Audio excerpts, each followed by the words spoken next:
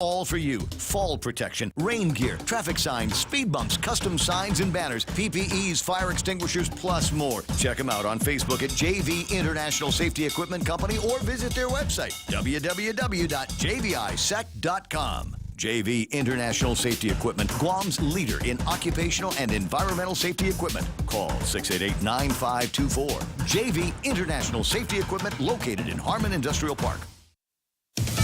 A man accused of killing a co-worker in Oklahoma is now also dead. Oklahoma City police say what started out as a fight Wednesday between an employee and his manager at a Hobby Lobby distribution center turned deadly. The employee produced a weapon of some type and shot the manager at least one time. That manager is now deceased. Police spokesman Sergeant Rob Robertson, this suspect then fled and later led police on a chase in which he crashed his vehicle northwest of Oklahoma City. We're told he was found dead. Police have not released information about the victim or the suspect or what led up to the fight. Jeff Manasso, Fox News. President Biden reportedly will not veto Republican-sponsored resolutions aimed at blocking new laws in Washington, D.C. that would change how the city prosecutes and punishes crime. Sources telling the Associated Press the president told Democrats he will not veto the measures, which won some bipartisan support in the House. The Senate still has to vote. Supporters say changes proposed in D.C. would contribute to already rising crime. An attorney for actor Jussie Smollett is appealing his hate crime hoax conviction. The actor was released a year ago pending his appeal after serving 6 days of his 150-day sentence. Smollett was convicted in a high-profile case in December of 2021 of lying to police when he claimed he was assaulted by two men who shouted homophobic and racist slurs on January of 2019. He said the two poured a chemical substance on him and put a rope around his neck. Chicago police initially treated the case as a hate crime, but detectives eventually concluded that Smollett had paid two men $3,500 to stage the attack. Meanwhile, Fox Nation is set to release a 5-part docuseries titled Jussie Smollett, Anatomy of a Hoax, March 13th. Michelle Polino, Fox News. An hour to the close on Wall Street, a rally continues. The Dow's up 276 points. I'm Lisa Brady. This is Fox News. After a long wait, the biggest, juiciest, most flavorful chicken makes its return. The Circle K 3-pound rotisserie chicken is back.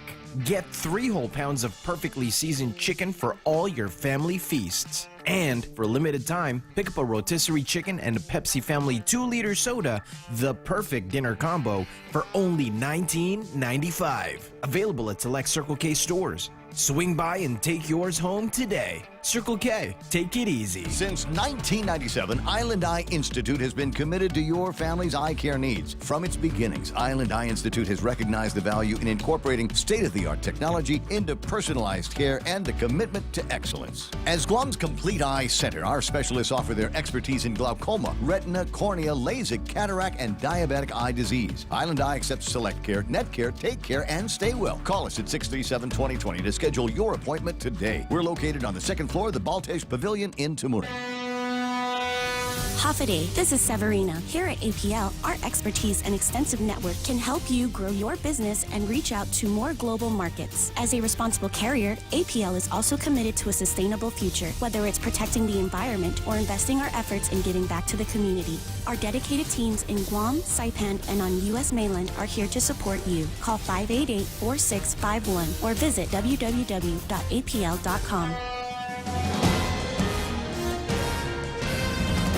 Half a day and good morning, Guam at 6:06 on Friday, the 3rd of March. I'm Donna De Jesus with a look at your local news on The Point. Authorities are searching for Jimmy Hadley and Brian Matthias for a stabbing that occurred Sunday night in Mangilao. A homeless man told police that he was attacked just before 8 o'clock that night. Investigators learned that the victim had been drinking beer with his attackers when they suddenly began assaulting him. The suspects bragged about fights they both got into while locked up inside DOC as the attack was underway. The victim recently befriended the duo after they offered to help him get a job. He told police that one man stabbed him in the neck while the other used what appeared to be an old rusted bar to hit him on his ribs and elbow. Hadley and Matthias are no strangers to law enforcement. Anyone with information is asked to call GPD at 475-8615 or visit Guam Crime Stoppers at guam.crimestoppersweb.com. And Guam residents are at risk of losing weekly trash collection service because of a shortage of collection trucks at the Guam Solid Waste Authority. The agency has struggled with procurement and supply problems as it tries to buy replacement vehicles. GSWA has only 5 working trucks out of the 10 in its fleet and may be forced to collect trash every other week if another truck or 2 are out of service. It is working on a revised collection schedule for customers if that happens. GSWA is trying to rehabilitate one of the non-working trucks and return it to service, and so far has spent $84,000 to rebuild it. The PUC approved the request to purchase 3 new diesel Packer trucks last October. They aren't scheduled to arrive until August. We'll have more news after this. Always here to help you. This island is our home. Through the years, we've been a friend to the neighbors we have known. Now we're banking on the future. Services to choose. Bank Pacific, where others put branches, we place roots. Senator Sabina Perez has introduced Bill 60 aimed at addressing the backlog of streetlight projects that have been stalled due to a lack of coordination and access to funding of different agencies that control streetlights. Perez says the measure would streamline the process and ensure that funding earmarked for the purposes of these projects are spent as it was intended for and to promote public safety. Vice Speaker Tina Muñoz Barnes and Senators Joe San Agustin, Chris Barnett, and Roy Kinata co-sponsored the bill. And Rainbows for All Children Guam is hosting its annual 3.5-mile run walk for youth tomorrow at GPO. Rainbows is an international nonprofit peer support group for children going through life-altering crises. And Executive Director Marie Holleran says the organization has helped over 25,000 children and families.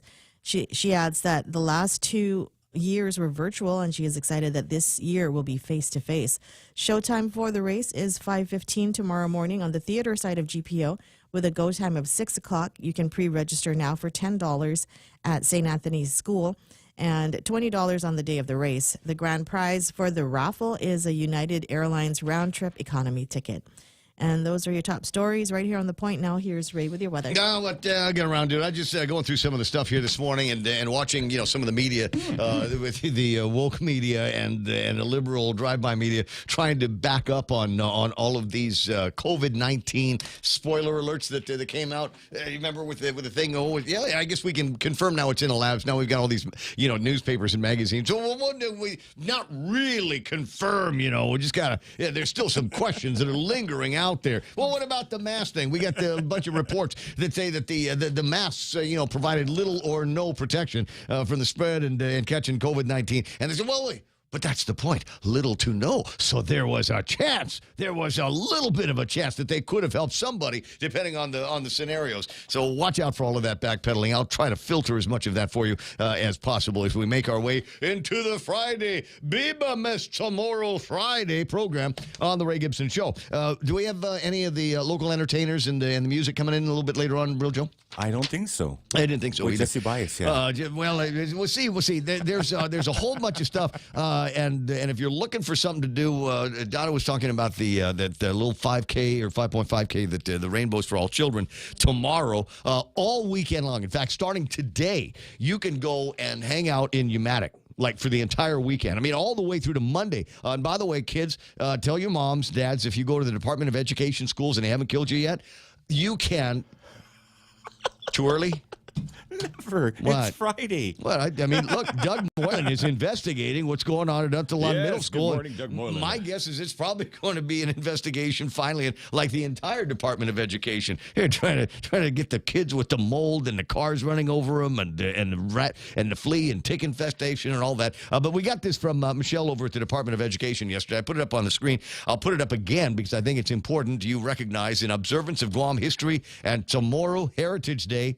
And you can tell it's official. official because they spelled tomorrow with the capital C and the capital H. GDOE schools and central office will be closed Monday, March the 6th, 2023. Classes to resume on Tuesday. So kids in the Department of Education system, welcome to your 3-day weekend. It's 6:12 in the morning. Here comes the weather for that 3-day weekend. Mostly sunny today. Highs near 86 degrees. Northeast winds up to about 15 miles an hour. Gusting as high as 20 miles an hour, and some of those heavy breezes. Mostly cloudy tonight. Overnight lows of about 75 degrees. Mostly sunny again tomorrow. Partly cloudy tomorrow night. Mostly sunny Sunday with highs near 85 degrees. Northeast winds up to about 20 miles an hour. And gusting as high as 25. With a heat index, it'll feel like 96 degrees all weekend long. Rip current warnings, so be careful when you're doing the reenactment down in Matic. We got sunrise this morning at 6:36. Sunset tonight is going to be at 6:30. Hashtag tell the others. There it is. News and weather together on The Point. Brought to you by Bank Pacific, banking on the Pacific for 68 years. Get ready for the music event of the year.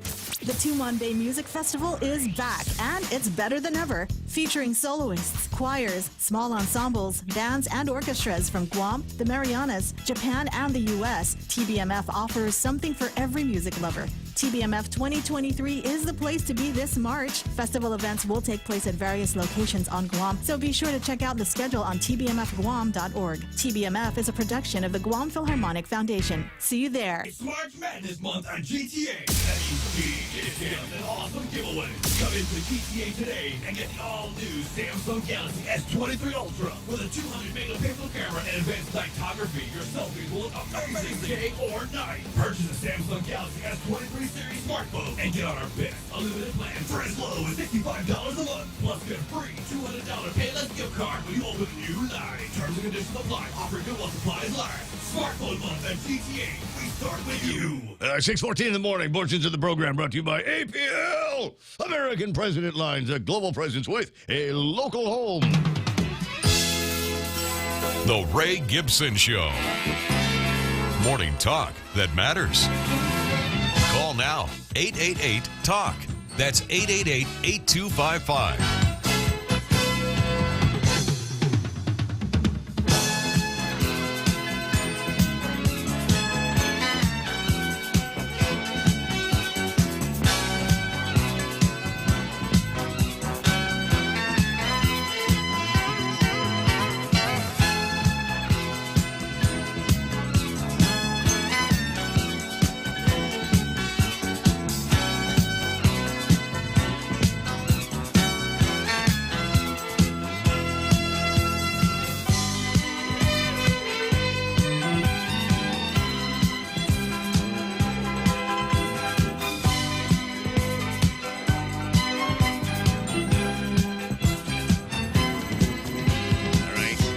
I can feel it building. The anticipation is building here. What kind of program is it going to be? I don't know. But I know it's must-listen radio. It's appointment radio. You got to wake up. You got to be here because you never know what's going to happen. You never know who we're going to talk to, what the topics are going to end up being. Doug Moreland. Peter Sanchez. You never know what it's going to be, but I can always guarantee that it will be entertaining and provocative, and you will learn things that you did not know prior to the beginning of the program. As an example, did you know? I'm going to assume that this might be right. I might need to find somebody like a horse doctor, Tom Poole, or something like that. But did you know that your dog's nose is as unique as a fingerprint? No. It's true. It's true, and they all have kind of unique faces, even the ones that all look the same. No, there's a new app out there. Somebody's going to download this and try it out. It's called Pet Now, and you can download the thing. And what you do is you take a picture of your animal, and then it gets registered up in the cloud. And they use all kinds of artificial intelligence and things like that to be able to make it so that if your dog gets lost. And somebody comes over with an animal that looks very similar, you take out your Pet Now app and you point it at the dog, and it will make it will let you know whether that really is your dog or not. Nose identified. What a cutie pie. I know what a cutie pie. It's wet and cold, and I want to kiss it. there's just one fatal flaw in all of this. Have you ever tried to take a picture of an animal? They don't know what the camera is. They're trying to. What are you doing with it? Why are you putting it close to my face? Get that away from me. I don't need that in my life. I'm going to go hide under the bed and not come out until I can hear the can opener. That's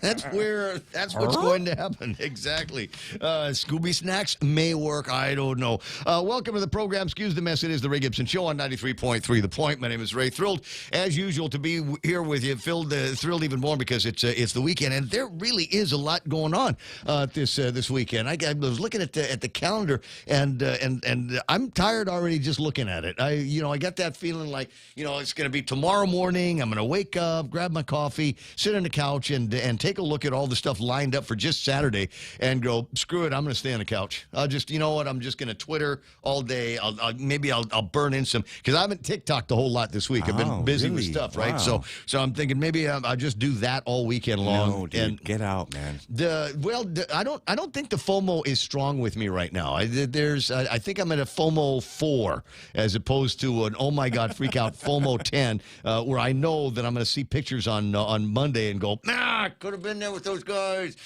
I'll sort it out later and keep an eye out for new and interesting apps for you. And anyway, so a lot of stuff on the table of contents. Much of what we talked about yesterday, I did not get word until after the show that in fact vehicles from the police department and attorney general's office and the buses and everything showed up at Camp Leon Guerrero in an attempt to clean that thing out. Eric the Eagle is down there. We'll get a hold of him this morning and find out what happened that might not be in any of the newspapers or any other coverage. Did they bring the Eric the Eagle down there? I don't know if they brought Eric the Eagle down there, but just a bunch of slobs down there. Can I just say, there's I think it's a PDN and a PDN's got a front page picture. They sent in SWAT. They did. That's so cool. And a bunch of people, rolling around here, and you take a look at it, just piles of trash in the area. And I kind of want to, but I kind of don't want to ask. If that's what they were doing with trash, what were they doing with human waste? What were That's why you see the picture. I don't know if that picture has it, but fertilizing the land, guys who were right? there, the cops and stuff, they were wearing masks. Oh yeah. You know what? I'm not a mask guy, but I think I would have definitely masked up for something like this, just because you just know that there was unhealthiness floating around in the air. Does that smell like pancakes? Does it smell like pancakes to you? 6:19 in the morning. So we got that story.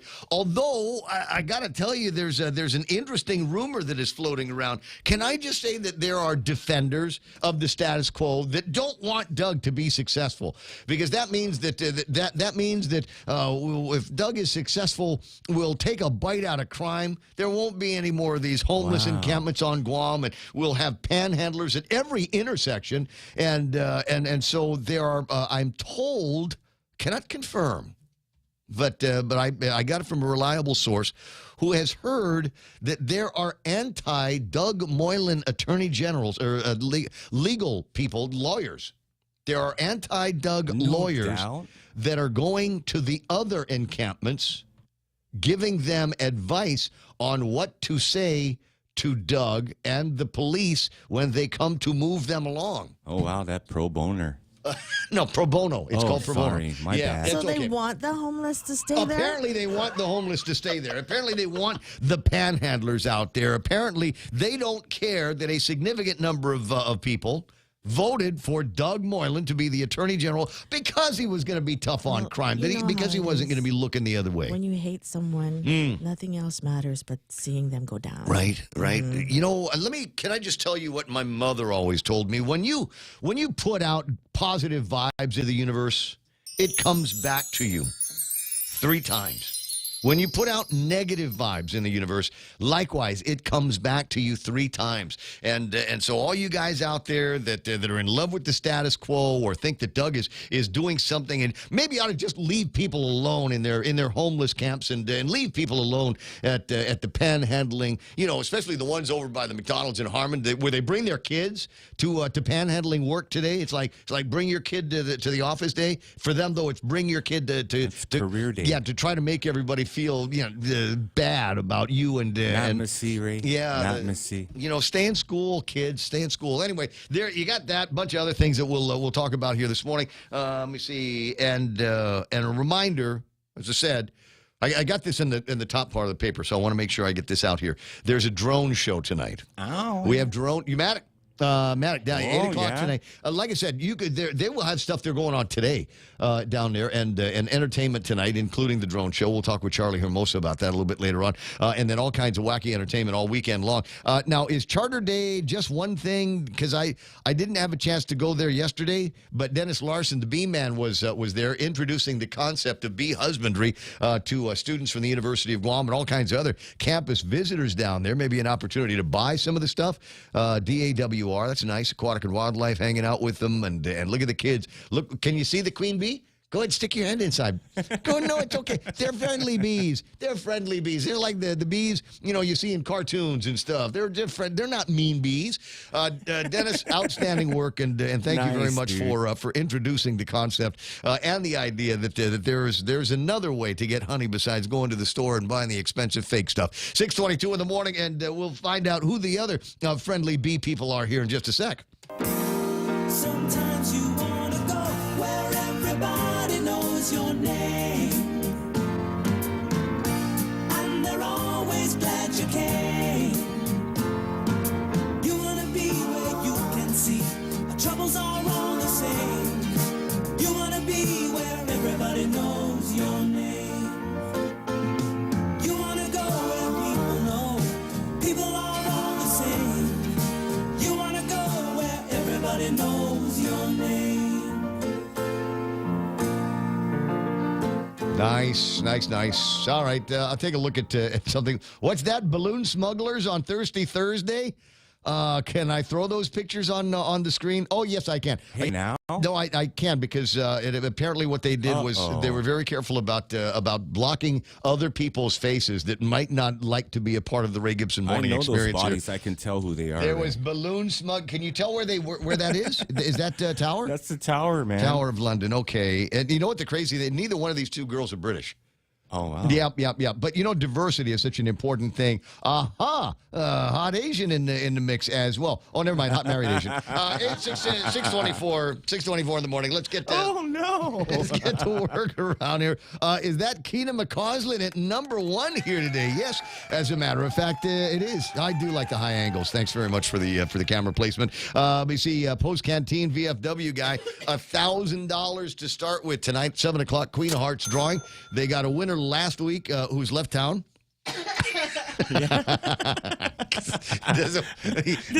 My phone won't stop ringing. Is it everybody all of a sudden saying, now I'm your best friend. Now you want me to take you to dinner. We got the Ismail Velez there. Beautiful Sarita Garin saying, hello there. Well, hello, stranger. Tony and Ned and Pinko Ada online. You haven't heard the last of Tony Ada. Colin Clark is there. The amazing Dale Audette, Michelle Conception. I got Rico B, Nate Horn, and let me see, Sherry Iriarty is online. Great pictures of the grandkids that you posted on the Facebooks. That was nice. Let me see, Nate, Ed Bendicho, Bandit is there. John LaRue, Rico Blancaflor saying, hello. Is it me you're looking for? Hey, big man. I got you. I got Patty Santiago there, MT Farron, Jerome McDonald, and he's giving me the forecast for California. Snow. There's places it's snowing in California. Yesterday experienced a sudden rain and hail for an hour as a result. Or as of today, skies are clear and full of sunshine, 53 degrees. Tonight will be 40, humidity 59%. No rain expected, but meteorologists predict in the month of March a series of storms are coming ahead and possibly a major awkward storm known as El Nino from 1989. What? A storm from 1989 is coming back? Can they do that? Yes. What is it? Anything's possible now, that doesn't Ray. happen with like Karen and Pamela and Pong Swangwa, et cetera. Dwayne Santos is there saying, good morning, everybody. Another cruise ship docked on Guam. Really? Really? How about that? Big story. It's nice when these guys get out here. And let me just, if you need a ride, just find us at the radio station. We'll send somebody over there. Some of the taxi prices are going to be a complete and total ripoff for you. James Bondo is online. Queen of Hearts drawing from Post Canteen. Starts at a grand. That's nice. Nate Horn, Brad Wood, Sonia. Vince Gomez Uggan saying, good morning, Ray Gibson in Guam. A beautiful morning. Have a blessed day, everybody. Absolutely. Happy Feet Friday, says Sarita Guerin. I got Tim Zedeker and Auntie Bennett Lujan Duenas. Jason over at Military Auto Sales. The Christine Oliver. Buenas and half a day to you and Dennis Larson. Checking in on the Facebook side. Who else is playing around? Troy Torres, as in Cousin Troy online. Morning, And an interesting picture that he put up on Candid yesterday of do I want to say it's the person who is supposed to be the driver in the Jerry Kitchen case? I don't know. You know what it is? Jesus took the wheel that night, Ray. They must have, because everybody lived except the front window at Jerry Kitchen. Beautiful. Belen Sidell is online. Multiple Valentine's likes. I was worried, Belen, because I know that you've been going to the gym every morning. She's been going to one of these, kind of gym do we want to call it? It's the ninja gym. You know what I mean? Yeah. But they've got this ninja track on the inside of it, and hanging out with some rather swarthy people. And I thought, that's going to be her new thing. She won't be able to watch the show because she's going to the Ninja Turtle gym at the place. Get it, girl. Good. I'm glad that you're in shape. I kind of like the shape you're in. Bunker Meadow online. Auntie Bennett Lujan Duenas, like I said. Cheryl Testa saying good Friday, everybody. Well, nice to see you online as well. There's Lonnie Salas, Bandit, like I said. Ben Servino, morning, Guam. Happy Friday to the Point Familia, Junka Mafnas, and Mike Grace Blas, Adita Camarillo, Jimenez Hessa. I just like saying her name. Her last name has 2 J's in it, and I'm assuming I'm saying it right. Jimenez. Because I'm never wrong. Well, okay. I just... Peter Santos, with regard to the raid at Camp LG yesterday, says they needed the SWAT for the flies. Okay, gotcha. Let me see Mike Grace Blas, Leslie St. Nicholas. I got, who else is playing around? Brendan Fausto, Gigo, Jarhead online. Good to have, I'm starting. Everybody's starting to talk to each other. That'll happen. Oh, there, I see a new name. It's Jay Rojas. Happy birthday to you. Happy birthday to you. Happy birthday to you. George Cabrera and Lillian Cruz. Buenas and half a day to Gerald Young. And he's wishing happy birthday or happy day to everybody. Charles Craw and the amazing hot sister of the program, Pam Duvall, says, leave Doug, the bounty hunter, alone. Let that man do his job. Ismail, how dare you try to keep me from being homeless, hungry, and dirty? I know you're trying to make me pay taxes. Campley and Guerrero tenant. Yes, we're going to make you productive like everybody else. You will have to pay your share of taxes around here. Joe Dizon, Carol Ann Prune. Clean up the funk, Doug, says Dennis Larson. Alicia Duenas Anderson saying it's a beautiful Friday morning. And Tattoo Shauna is online here this morning. Tattoo Shauna, you might be getting a new customer. I was a friend of mine was remarking that she would like to get some needle therapy and asked if I knew anybody. And I said yes. Showed her the portfolio, the growing portfolio of tattoos that you've done for me and others. And she says, wait a second, that's Tattoo Social, 2nd floor, Marine Corps Drive, next to Auto Spot. I said, yep, that's the spot. So you never know what's going to happen. 6:30 in the morning. Then, just a real quick glance over and see who's playing around over on the YouTube side. Brennan Fausto is there. J.R. Paris. Kichitsu in Japan reporting it's 144 yen to your greenback. MP Ogo, our personal security advisor. Wait, what? Is on that side. What's that? 3-day weekend. Who said weekend? It's a 3-day weekend? I just got finished saying, if you got kids at the Department of Education. Even for us. What? Shucks. No. But this is the private sector. We talked about this when the legislature was in session, talking about giving raises to folks in the public sector. I need 30% more weekend, Ray. And they've said it was noticeable how few members of the private sector were at that public hearing. And the reason why is because they got crowded out by members of the six-figure club in the government of Guam that was talking about, well, not for me. I'm doing okay. But I've got people that work under me. The best assets in the world are our people, and some of them are just under six figures, and we'd like to bring them into the fold. Can you imagine not being able to, looking at your child and explaining to them that you can't buy the PS5 now or ever because you don't make as much as the director does. We need to get everybody to director level salaries. I got a Lupang Guam online. Who else is playing around? What's that? Isn't that interesting? If you just listen to heroes like Ray Gibson, Joe Rogan, and MVP quarterback Aaron Rodgers, you would have had infinitely better medical advice than nearly all doctors. Thank you, Lupang Guam. You're absolutely right. I was very, very generous with my doling out of what they called misinformation, but as it turned out, it was all absolutely true to the degree that it was. I know. There's a lot Ground zero, man. Yeah, there were a lot of people that said, here's the thing, I have to get vaccinated because I need it for work, or I have to travel, or all of those kinds of things. Warm and intelligent, Ray. Yep. Is that what we used to call it? Well, That's you, man. Anyway, so thanks. Appreciate the acknowledgement. 632. I will be here for you when the next crisis comes, and I think what the next crisis is going to be, according to one guy on the Twitterverse, is going to be climate lockdowns. This is wow. It's literally already happening. Where, and not in the United States of America, but because I think if they tried that here, there would finally be that bloody re-revolution. But there's a place, I want to say in Ireland or something like that. Let's say it's the size of Dedido, and you cannot. They've cut it into sections. Huge. They've cut it into sections, Joe, and you have to stay in your section.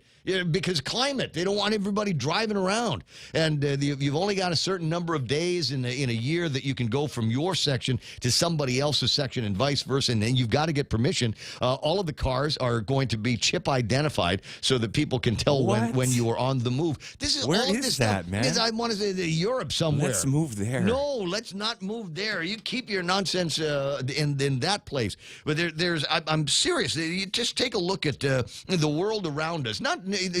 People around here, as the guy in Men in Black said, people individually, they're all right. But, I mean, you put them in big numbers, and all of a sudden you can say things like you have to wear a diaper over your face and breathe through your butt cheeks, and they'll do it.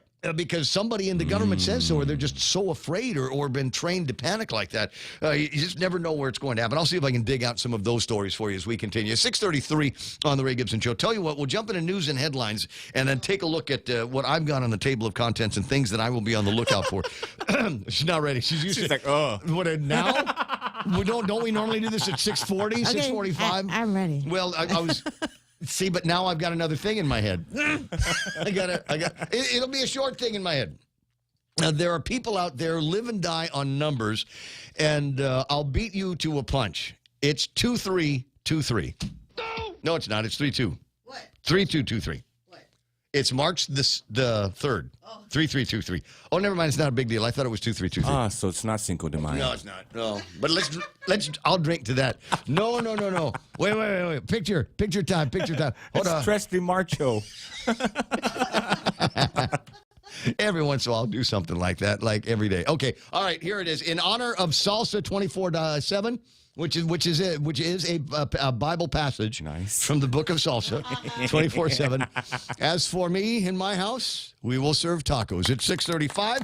It's time for us to serve some news now with headlines. Here's Donna D. What happened, girl? The eviction of homeless people from the Dedido encampment across from Micronesia Mall began yesterday morning. AG Doug Moylan says about a month ago there were about 20 people living in the encampment, but on the day of removal, only 5 were still on site. No arrests were made for trespassing, and the 5 people still there complied with leaving the property. And today is the last day for World War II survivors and their descendants to file for a war claim down at the Guam Museum Claim Center. And a long line can be expected. Program Director Arlene Santos says over 100 people are coming in on a daily basis.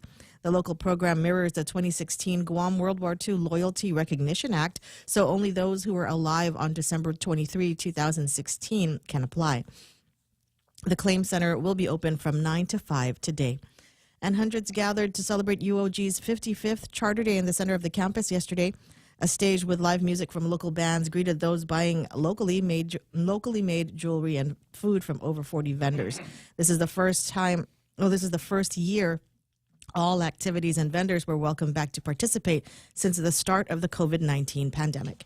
And those are your local headlines on The Point. Now back to Ray. I think we're going to be doing that all year, aren't we? We're all year long, we're going to be saying, this is the first time we've been able to get together and face-to-face because of COVID-19. I know, but it's like always referring to Josh Tenorio as the first openly gay governor, or openly gay lieutenant governor. Next, after you the next election. You never called him openly gay. You called him openly bald. Well, yeah, but you know what I'm saying. It's like, how many more times do we have to introduce him with that? I mean, why does that make such a big difference? Why does that have to be part of the description of the guy that just happens to be the lieutenant governor of Guam? I don't know. 6:36 in the morning. Bad news for my daughter and people in her age group. Justin Bieber has canceled his 2023 tour dates. All of the rest of them. He's got a persistent face paralysis issue, and there's a picture. Yeah, I know. He just had a birthday, man. I have a picture just like this. Remember when Hawaii portraits used to come to school and take pictures of everybody? Yeah.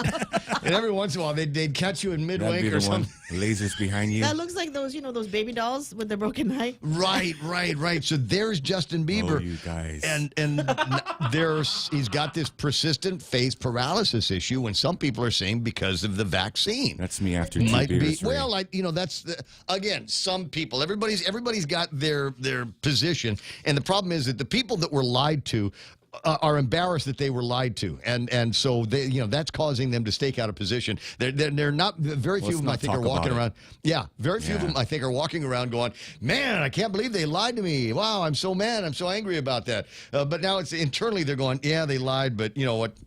I drank that Kool-Aid all the way down, and in fact tried to get other people to drink that Kool-Aid all the way down now, and it'd be kind of embarrassing for me to backtrack now, but we're starting to see a whole lot of that backtrack going on here from Axios.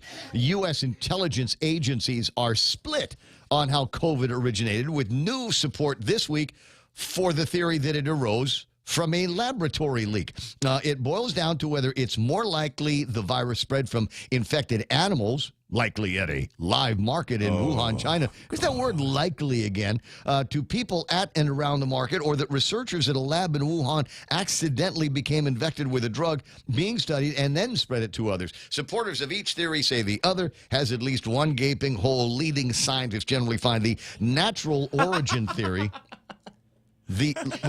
Leading scientists. Oh, you had me at gaping hole, Ray. I thought I might. Generally find the natural origin theory involving animals more likely based on current evidence. Supporters of the live animal market theory argue that similar to the first SARS pandemic in 2003, COVID jumped from infected animals at the Huanan seafood wholesale market to humans at the end of 2019. Evidence for this theory published in 2 papers last July in the journal Science, and placed some of the earliest human cases close to a section of the market where vendors of live wild animals congregated. Yes, it's the sick pangolin that got everybody all COVIDed out. The theory is missing a key data point: samples from infected animals themselves.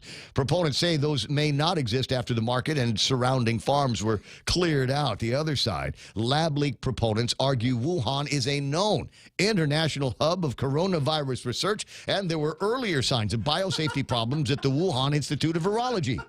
Earlier signs of biosafety problems at the Wuhan Institute of Virology. That's the name. Why is there a surprise that this disease came out of a place called the Wuhan Institute of Virology?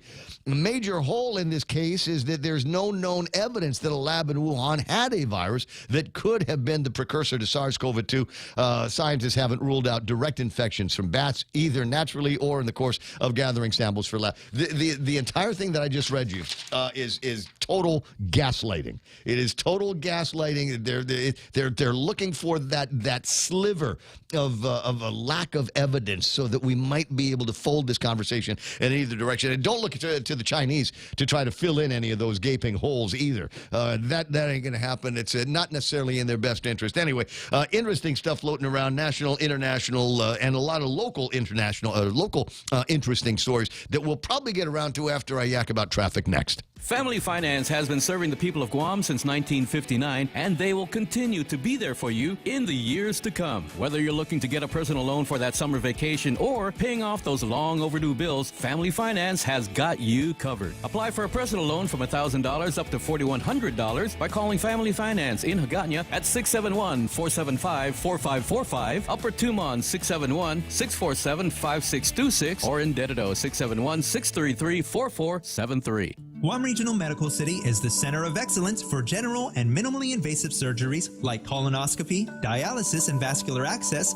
gallbladder, skin and soft tissue, gastrointestinal tract, hernia repair, spleen, select liver and pancreas diseases, upper endoscopy, and more. Schedule your appointment with GRMC today by calling 671-633-GRMC. That's 671-633-4762. For more information, visit us at grmc.gu. Half a day. This is Jade Uggan from Security Title, and in celebration of Tomorrow Month, here is a tip on dealing with your land. You might be thinking of giving part of your property to your child or another family member. Once you have subdivided the property and recorded the map, you will also need to record the deed transferring the title. Just drawing the map is not enough to make sure they actually own the land. Protehi I Tanonmu. When it comes to your family land, call the professionals at Security Title. We are here to help.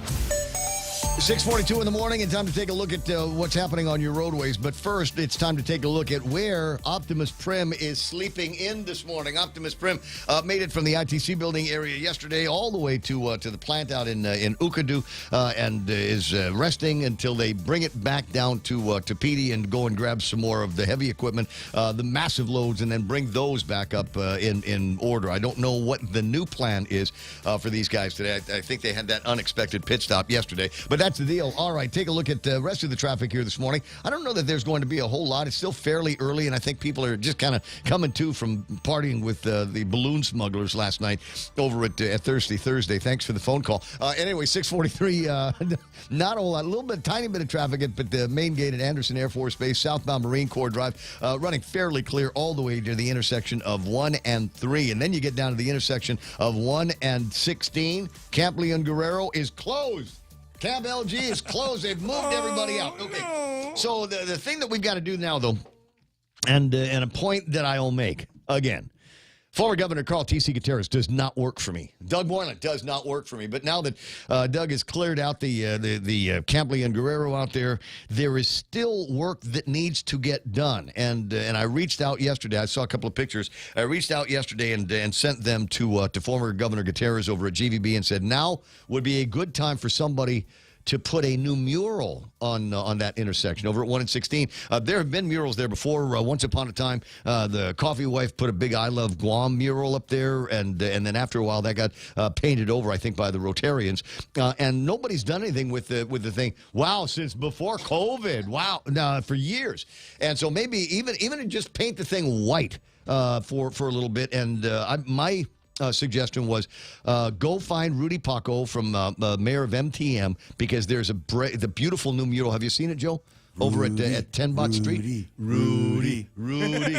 I have seen it. And maybe GTA will buy more paint for a second mural project up around the Micronesia Mall. I think that'd be absolutely fantastic. Getting back to the traffic, I don't see a whole lot of traffic right now. The rest of Route 16 is running clear all the way to Route 10, and then all the way to the Route 4 into the downtown Hagåtña area. Route 8 running fairly clear right now as well. Don't see anything that's going to slow you down between the governor's office and and Big Navy, except Big Navy. That's where there's a little bit of traffic for people trying to get in right now. It's 6:45. There is your right now traffic. This is The Point. Join us at Mezcla Chamorro Fusion Bistro and see why they've been crowned Guam's best Chamorro food restaurant for 9 consecutive years. Experience Chef Peter's candied salmon over scallion coconut rice, octopus tinactac, Chamorro platter, and their award-winning gourmet burgers. Or if you're looking for something healthy, try their keto-friendly menu. Come and enjoy Mezcla's half-a-day service at their Hagåtña location from 11 a.m. to 2 p.m. for lunch, 5:30 p.m. to 9 p.m. for dinner, or 10 a.m. to 2:30 p.m. for their famous Sunday brunch.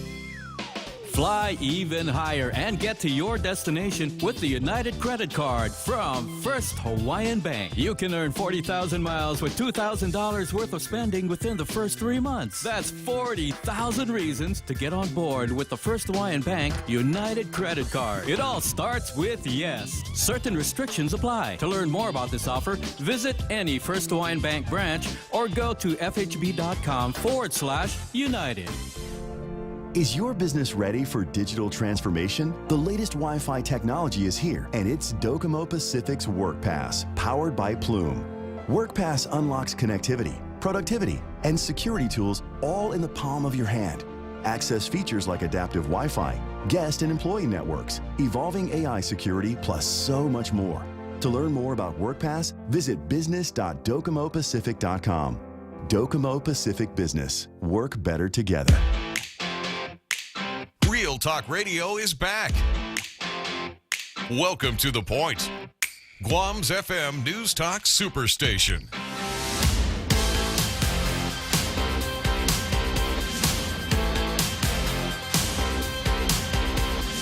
Did you see in the media Lori Lightfoot was suggesting that the reason why she lost was racism?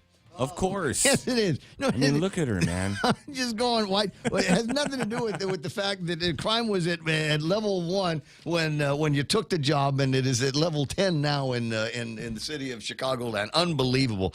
And actually, I like this. The Babylon Bee reporting that Lori Lightfoot now attributes her loss to those tricksy hobbitses.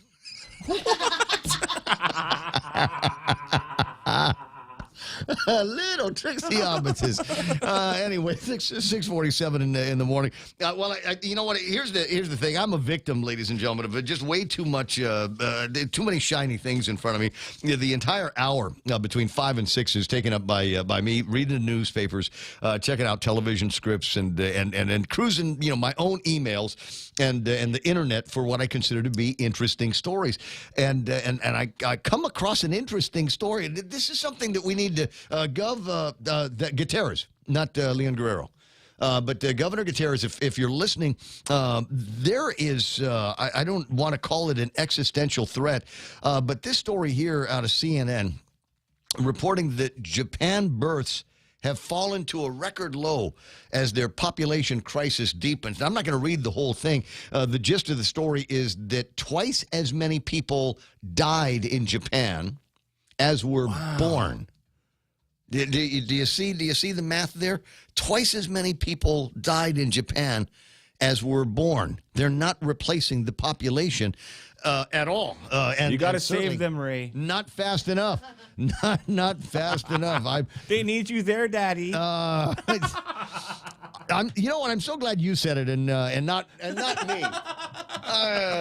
Because everybody knows I've got to type, and yeah, that's pretty much it there. The number of births registered in Japan plummeted to another record low last year, the latest worrying statistic in a decades-long decline that the country's authorities have failed to reverse despite their extensive efforts. Now, I don't know about extensive efforts. I think the government of Japan needs to pay for honeymoon trips to Guam. They need Donna D to marry them in chapels and then sing them their Japanese wedding songs in the chapels. Yeah. Let the Japanese government pay for that. We'll do extended honeymoons. I mean, no more of these 4-day trips to Guam. You're going to be there until somebody is pregnant. This is no video games, no regular otaku stuff that you guys are doing. We're not no manga, anything like that. You stay in the room and don't come out until when she pees on the thing, it says that you're pregnant. I mean, absolute You need to required. go over there and teach them how to hook up, Ray. Those dudes are having hard times hooking up with the social media world, and they don't need to. Salary dudes. They don't need to. I mean, that's the lifestyle of the modern teenager and or young man in Japan. You work in the job, and then you go and you sing karaoke. You go to the izakaya. A lot of drinking, and and then you're just too tired to put up with women after that. I think that might be the problem. But that's where the story is. 10 away from the top of the hour. 888-825-5888 TALK. Ladies and gentlemen, the jingle for Doug Moylan. Doug Moylan, he's the toughest AG on crime. Doug Moylan. All right, 10 away from the top of the hour. Those of you on Facebook Live wondering if I will mention the most recent cutting, biting comments from Peter Santos. And because part of this program has to do with entertainment, oh, hell yes, I'm going to say. Dougie relocated. 24 attorneys from the Attorney General's office. He's really good at driving people off. LOL. That's Peter Santos. The haters. And you know what? It's always good to have critics, I think. Doug Moylan on the line with me now. Good morning, General Moylan. Good morning, Ray. Always nice talking with you. Sorry about that comment from Peter Santos. I can't control that guy any better than you can. But anyway, just for the listeners, describe your morning yesterday at Camp Lee and Guerrero, the encampment above the Micronesia Mall area.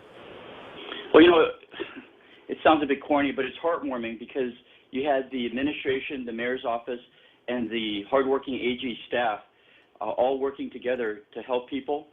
And it was very impressive at the co-op because they had tables lined up for everybody, every service that they could possibly need, from immediate help to the long-term with GCC, and John Del Rosa present for GCC. Mary Okada. Yeah. Right.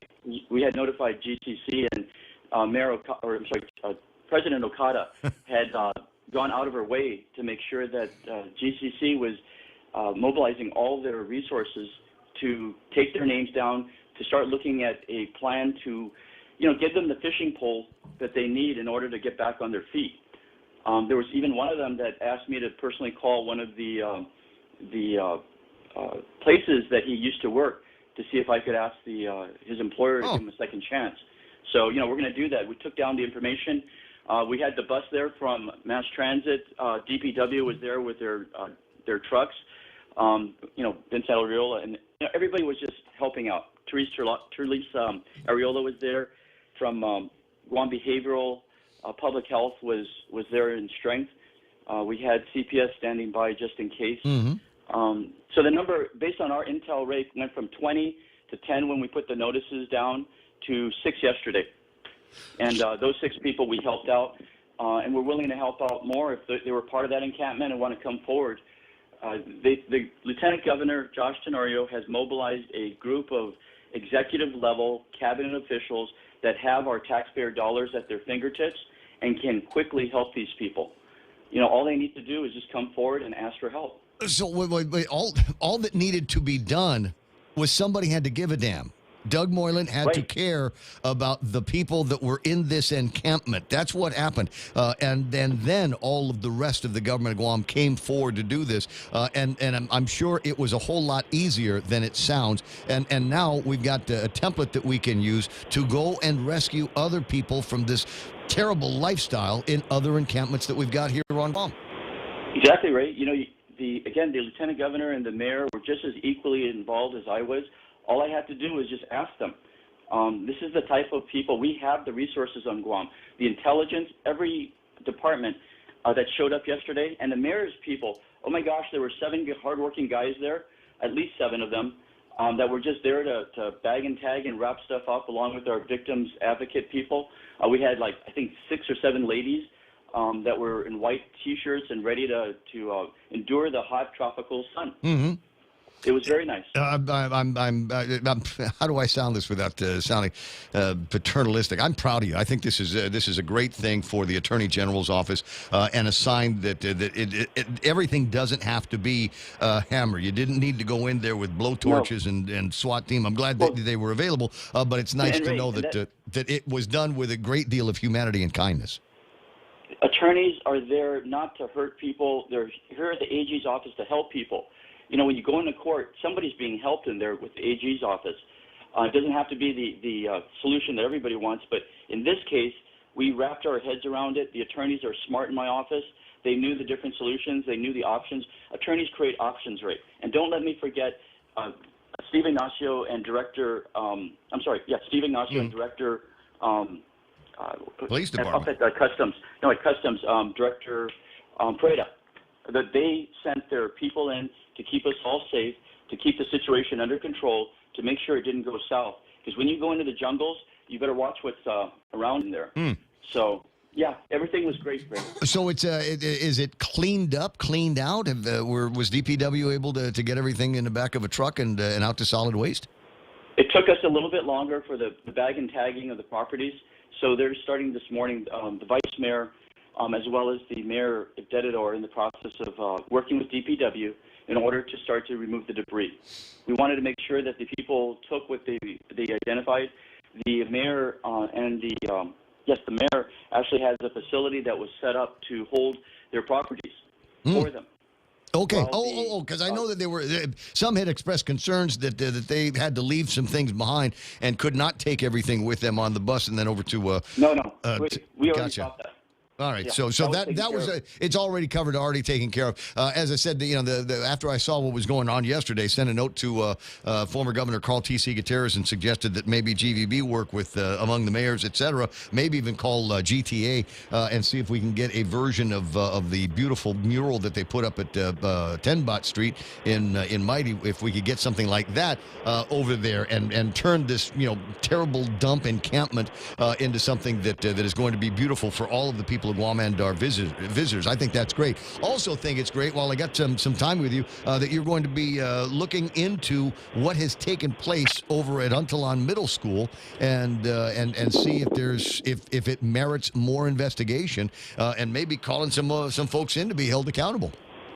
Right. I'm going to reach out to the principal today to personally speak with her about some of the concerns that have been coming out of there.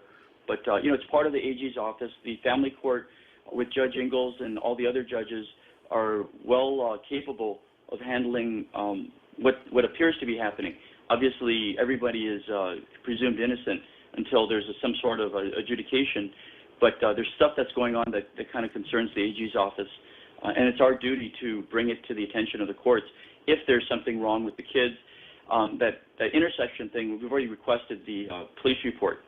I've asked my people to get a hold of the police report. Why did that car hit that kid that teenager in that intersection? It's not even an intersection. They put a light right across there specifically to protect the kids during the school starting and ending. But from what I saw, the teenager was actually way past the sidewalks. So for that car to have come up so quickly and hit him, we just want to find out what happened. Is there recklessness involved? It's almost per se recklessness when you hit somebody. Somebody wasn't paying attention to what was going on, and now we've got that accident as a result of it. Nobody is happy that only a citation was issued. Still no identity of the driver or anything like that. It's just kind of, oh boy, terrible. Here's your ticket. Bye-bye. Maybe I'll see you in court and traffic court one of these days. 6:58 and change. And then we talk about another accident here. To what degree do you suppose things are going to be changing in that Jerry Kitchen case? I mean, I don't know how much you've been paying attention to it, but it's pretty clear that the girl that has been put before the judge and working with the attorney Lujan was not the one that was behind the wheel of that Jeep when it plowed into Jerry Kitchen. Will there be a vacating of that case and maybe bringing charges forward against a likelier candidate? Well, Ray, that was charged under the former AG's time. They're in the middle of a trial right now. So it's going to be, when I came in, I had an initial... But it's a waste of time. I mean, I think it's already been fairly well established that the lady that is sitting in the defendant chair was not the driver. Well, let's just put it this way. I'm getting briefings on it, and based upon what just came out with Candid yesterday, I'm going to get further briefings on it, and that was one of the indications I had. If somebody had personal knowledge and wished to come forward to let us know. Mm-hmm. But I mean, it's going to be looked at, Ray. Just because the case was filed doesn't stop me from dismissing things. And as a matter of fact, we just dismissed or moved to dismiss. Actually, I think the judge signed it. for the police officer, if his name is Kanga, the one that had a shooting with the non-U.S. citizen person with a slingshot. Oh, yeah, at the gas station. All right. Yeah, against the police officer. Doug, as usual, I wish I had more time with you. I know you've got some Attorney General Doug Moreland stuff to take care of, so I'm going to let you get to it. Hope you have a great weekend. Hope to see you relaxing somewhat down in Umatic for the big Mess Tomorrow activities.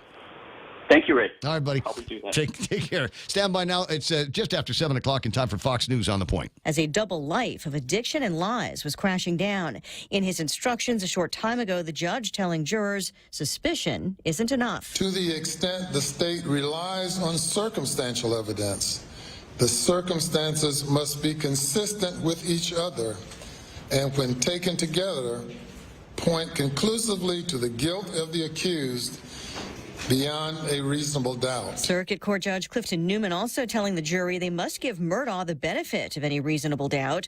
Murdaugh testified in his own defense, admitting he lied to investigators on the night of the murders, but he denies being the killer.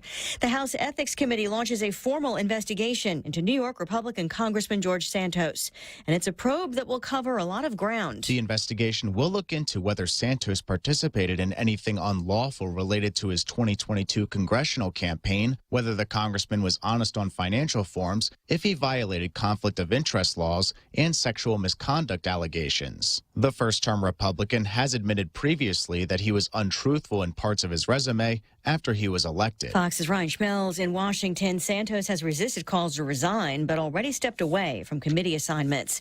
After a lunch meeting between President Biden and Senate Democrats, Majority Leader Chuck Schumer tells reporters, "We are filled with unity, optimism, and optimism about 2024. Schumer also says they think bipartisan work can get done in the next 2 years, though spending remains a sore point as the president prepares to unveil his budget plan next week. On Wall Street, a rally, the Dow up 343 at the bell. America is listening to Fox News.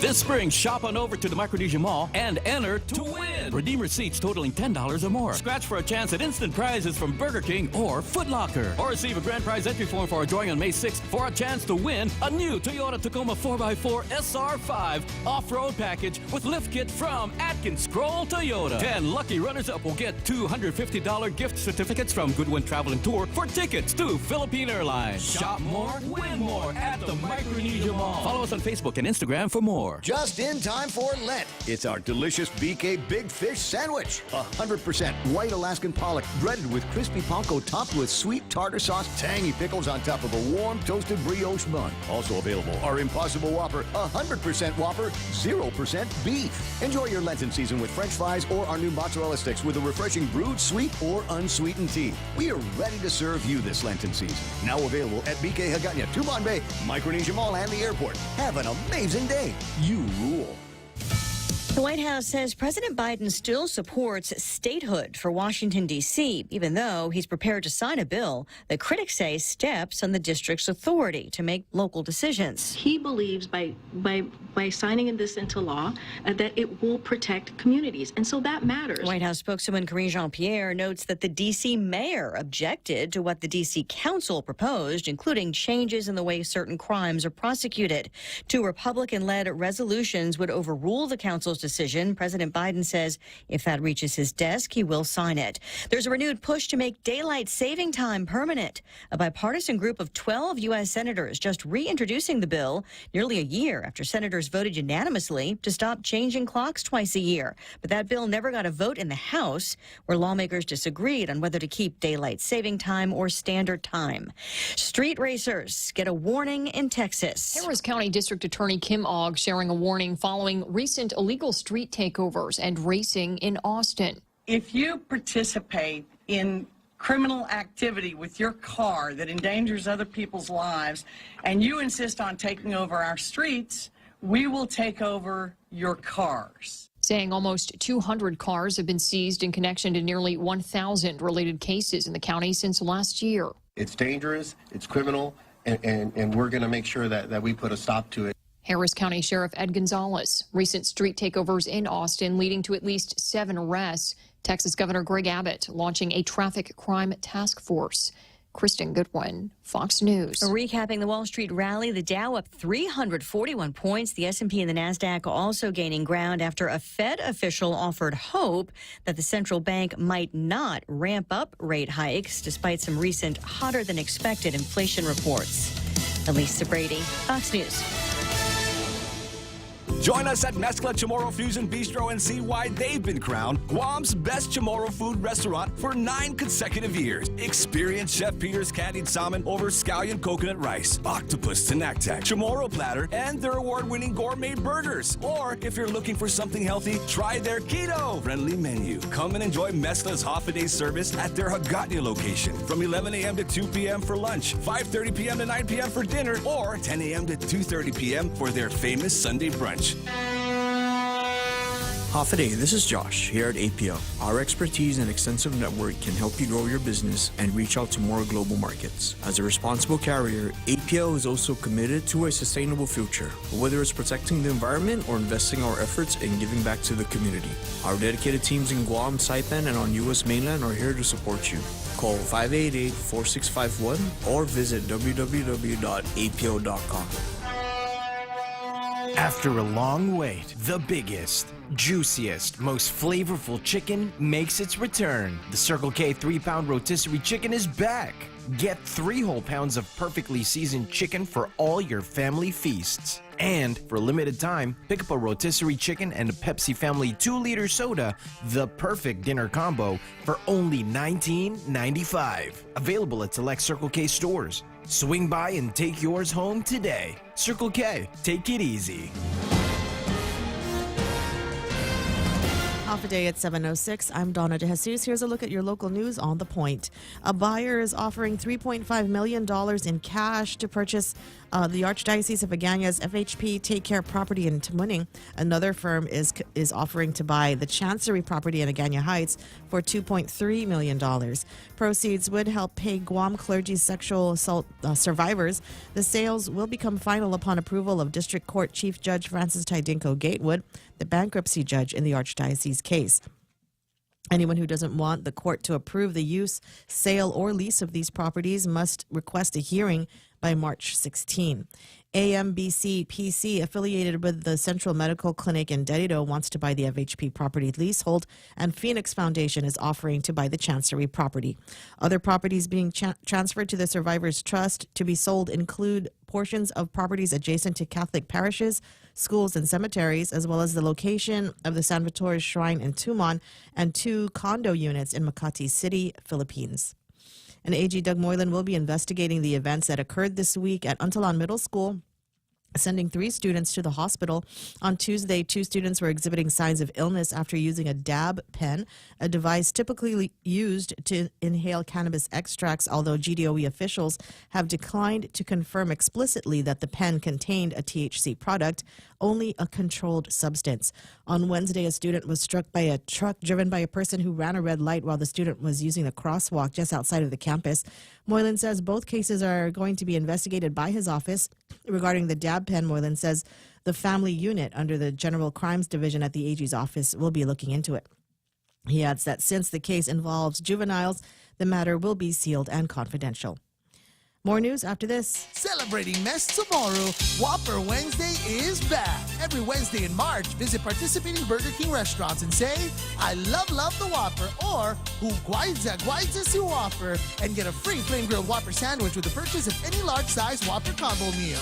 Top off your meal with french fries or onion rings and a refreshing Coca-Cola, and tell your familia and friends and enjoy your Whopper Wednesday only in March. Available at BK in Hagåtña, Tumon Bay, the Micronesia Mall, and the airport. Since Masi Guam, you rule. Senator Sabina Perez has introduced Bill 55, co-sponsored by Senator Chris Barnett. The measure seeks to improve Guam EPA's access to local funds to increase enforcement capacity. Bill 55 streamlines the distribution of 20% of used tax collections earmarked for the Guam EPA, addressing the long-standing need to increase the resources the agency needs to match its regulatory demands. Perez says Guam EPA's enforcement of laws to ensure the health and protection of Guam's environment and people have increased significantly due to the expansion of environmental laws. increased permitting applications for construction projects, and increased incidences of violations such as illegal dumping. And a second cruise liner is set to dock on Guam shores this morning. The cruise ship Diamond Princess is bringing over 2,500 people to Guam. There are more cruise ships scheduled to visit throughout the year, slowly aiding the recovery of the island's tourism industry. Hotels, restaurants, and shopping centers in Tumon are seeing an increase in business with the recent boost in visitor arrivals. GHRA President Mary Rhodes says 2023 is a prime year for the return of the island's top industry, with GVB announcing record arrival numbers in January. She notes that while January saw a 500% increase compared to last year, it's only 35% of pre-pandemic numbers in 2020. Rhodes says the largest growth is in the Korean market and the U.S. military because of the military exercises. And those were your top stories. Back to Ray with weather. I got you, 7:10 in the morning, and yes, should be some decent weather today, taking us into this three-day weekend. Well, it's not a three-day weekend for everybody. Department of Education students and staff are taking the day off to go and hang out down in Umatic, and I'll give you plenty of reasons why that needs to be your headquarters this weekend. Mostly sunny, highs near 86 degrees today. Northeast winds up to 15 miles an hour. Might see some gusts as high as 20 miles an hour. Hopefully that's not too much for the drones that they're going to be showing at 8 o'clock tonight down in Umatic. Mostly cloudy tonight, mostly sunny again tomorrow. Partly cloudy skies tomorrow night. And Sunday, mostly sunny with highs near 85 degrees. And you're wondering, okay, is the reenactment on Sunday?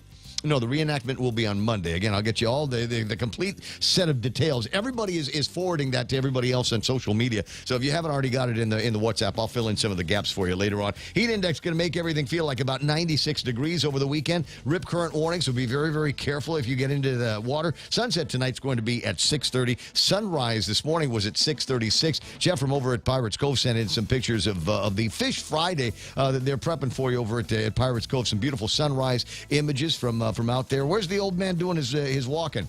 Don't have that one today? All right, fine. So it's just kind of monochromatic until we get to the one part where it's, oh my God, and we've got it here this morning for you on the Facebook and YouTube and ThePOINT.gu. 7:11 in the morning. I'll be right back.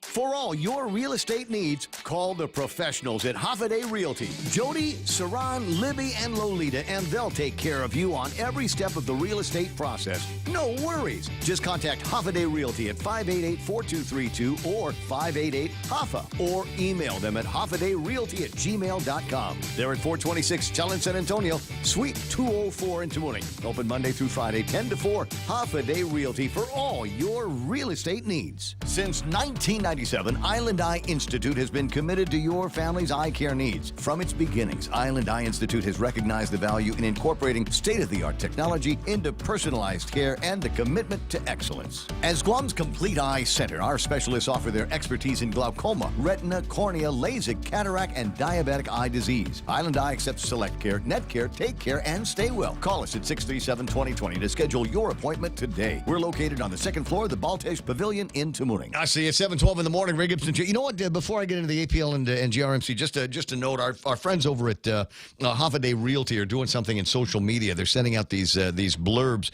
and I think they're going to do it all the way through the month of the Chamorro month. And I love this. It's a phrase. I don't know if you've heard it. Gi menenhalum tautano gi inabiban hinepnuds and gracia. Translation, I can do that for you because they put it in English too. Through the wisdom of the indigenous people in praising, healing, and grace. So thanks very much, Jodine. Stumby. Good job, Jodine, and everybody over at Hoffaday Realty. I appreciate you putting the Hoffaday and the month tomorrow into your marketing endeavors. 7:13 in the morning on the Ray Gibson Show. Ray Gibson Show brought to you by APL, American President Lines, a global presence with a local home. Also brought to you by Guam Regional Medical City. Your healthcare partners. It's the Ray Gibson Show. Call now, 888-TALK. That's 888-8255.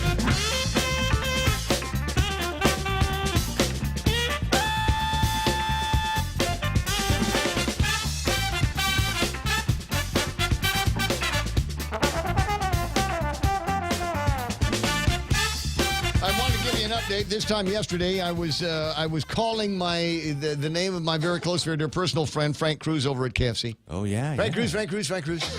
You okay there? Yeah. Okay. She's still sick. And okay, so this is Boss Ray talking, right?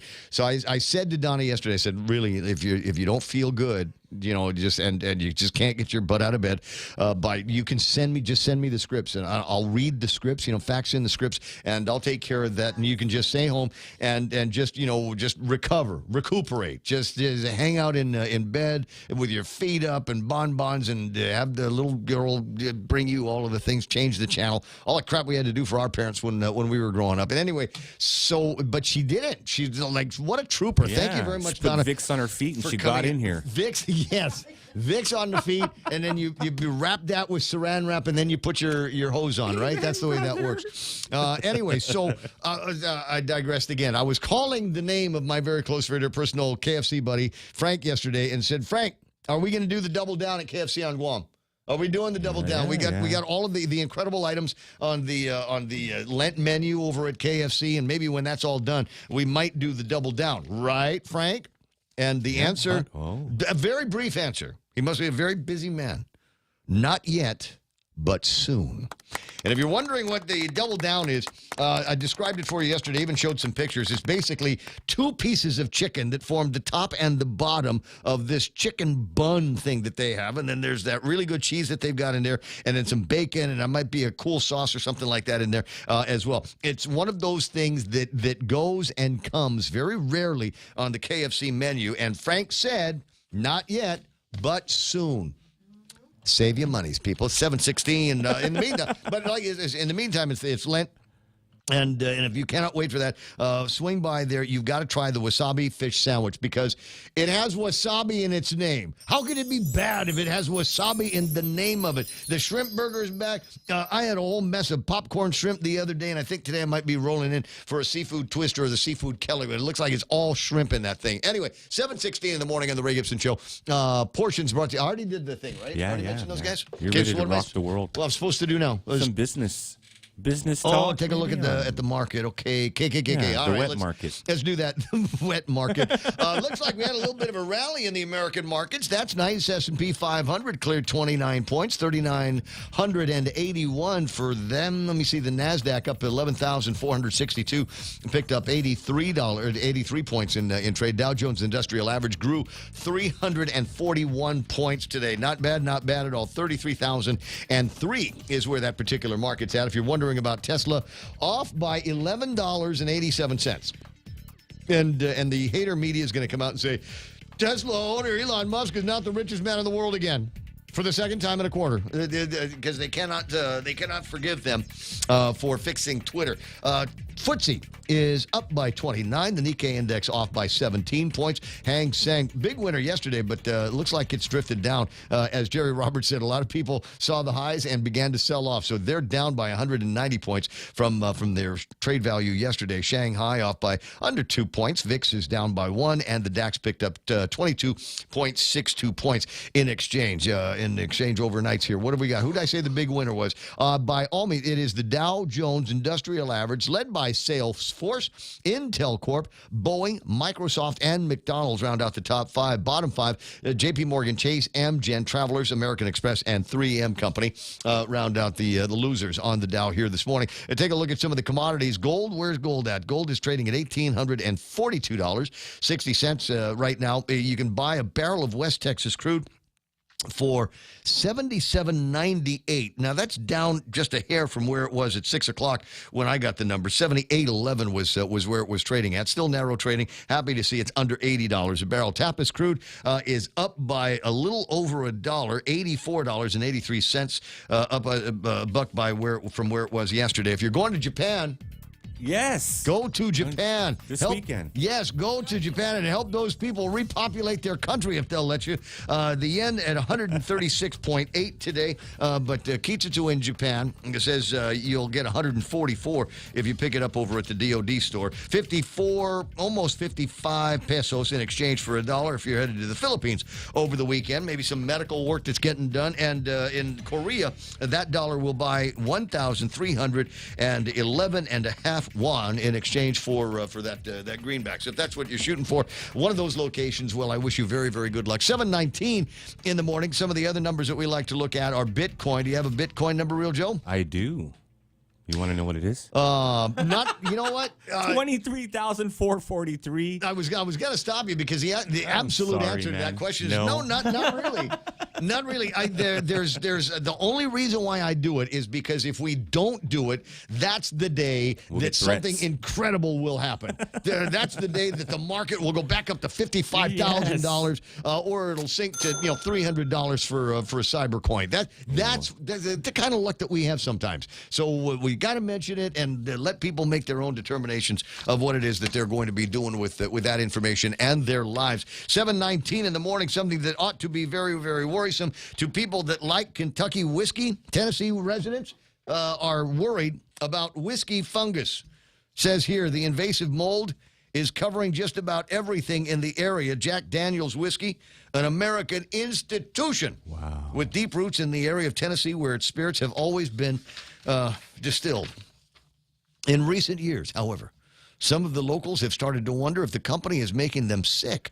After 6 barrel houses were built in Lincoln County about 5 years ago, nearby residents started to notice black mold growing on surfaces of all kinds, and they think a variety of newly acquired health problems could be related to what is now being known as whiskey fungus. Wow. According to some experts, the ethanol that is vaporized during the aging process can accelerate the growth of the fungus, which is scientifically known as complicated scientific Latin-sounding name. There you go. Although it was first discovered in 2007, it wasn't until the new barrel houses were built more than a decade later that the officials and residents alike started paying attention to the issue. The company currently plans to build another 14 such facilities. Despite the added revenue this would bring to the county, concerned locals aren't happy. Whether they have developed any health problems or not, many people in the area are outraged that the company has caused an infestation of whiskey mold that covers porches, cars, traffic signs, and almost anything else it can find. A group of concerned citizens filed a lawsuit seeking, among other things, an improved air filtration system that will limit the ethanol vapor allowed to escape the barrels, and a study of the local environment aimed at finding out the extent of the problems. One of the locals says he spends $10,000 annually to power wash his home with bleach water to remove the mold. For its part, the company claims it's in compliance with all environmental regulations. You can't call it black mold, Ray. No, we get you got to be very, very careful. Yeah, these times. BMM might show up. The rainbow mold just happens to be black.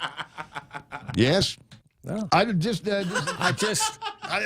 there's nothing wrong though. Apparently though, there's nothing wrong with the whiskey that's coming out of there. I need a drink, man. I know it's parts taking over here. That's the point. Uh-huh. So Fauci Labs will be hired to tell people that this is absolutely okay, and then you'll start seeing advertising for Jack Black Mold, okay, at a much higher price. You know, my very close, very dear personal friend Frank Areola, writing in I think it's today's Guam Daily Post about you got to be careful about the media choices that you make, and he's just now coming. Oh, wait, hold on a second, Jack.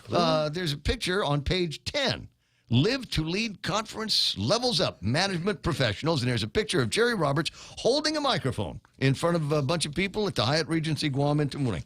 You got some free ink here, Jerry. Thank you very much. You're very welcome to the Guam Daily Post. At any rate, talking about which media that you're going to have to be very, very careful when you consume, because there are stories that are being told, lies that were being told about Donald Trump being an agent for the Russians, and the Russians having undue influence in the election that got him elected. And then you've got the other stories about Hunter Biden's laptop, et cetera, that were actually suppressed by those same members of the media. Imagine that, Jerry. They did.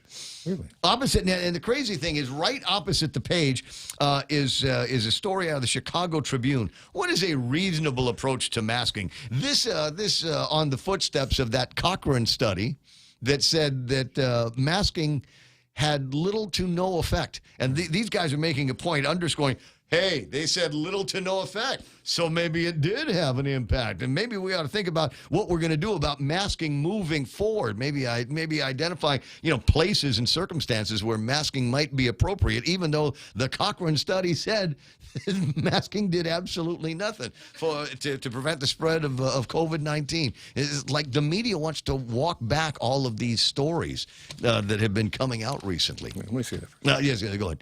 Yeah, you can have that. You can have that newspaper. Thank you very much. Yeah, that's the one with you in it. Yes. 724. Thank you, babe. I appreciate it very much. I left the Sudokus in there because they're level 4. Yeah. Oh, really? Yeah. That's how you know. This is Ray Gibson. I will always snip out the level 1 Sudoku, the level 2 Sudokus. I might take a look at the level 3, and if there's a little bit of promise in the level 3s, I might snip those out. But if it's level 4, I don't even bother. Oh boy. Yeah, it's like that. So today's newspapers are safe in the studio. 7:25. Here it is, the Launch Into Mess Tomorrow weekend, and a very special extra point with Jerry Roberts, brought to you by First Hawaiian Bank. How good are you at brainstorming? Can you come up with ideas whenever you want to or need to? What if I could give you 3 ways that would make coming up with those ideas easier? Would you be game to try? Let's figure this out next on the Extra Point. Fly even higher and get to your destination with the United Credit Card from First Hawaiian Bank. You can earn 40,000 miles with $2,000 worth of spending within the first 3 months. That's 40,000 reasons to get on board with the First Hawaiian Bank United Credit Card. It all starts with yes. Certain restrictions apply. To learn more about this offer, visit any First Hawaiian Bank branch or go to fhb.com/United. Half a day, this is Honey. Here at APL, our expertise and extensive network can help you grow your business and reach out to more global markets. As a responsible carrier, APL is also committed to a sustainable future, whether it's protecting the environment or investing our efforts in giving back to the community. Our dedicated teams in Guam, Saipan, and on U.S. mainland are here to support you. Call 588-4651 or visit apl.com. For some people, brainstorming ideas is no problem. They can pop them out rapid fire on demand. However, other people struggle with that. The majority of people, well, we're sort of in the middle somewhere. I've always enjoyed the brainstorming process, the ability to take on an existing set of ideas or circumstances and create something totally unique. I find that to be exciting. I've done it solo and also in a group. My preference is the group because it's fun and the results, once in a while, can be amazing.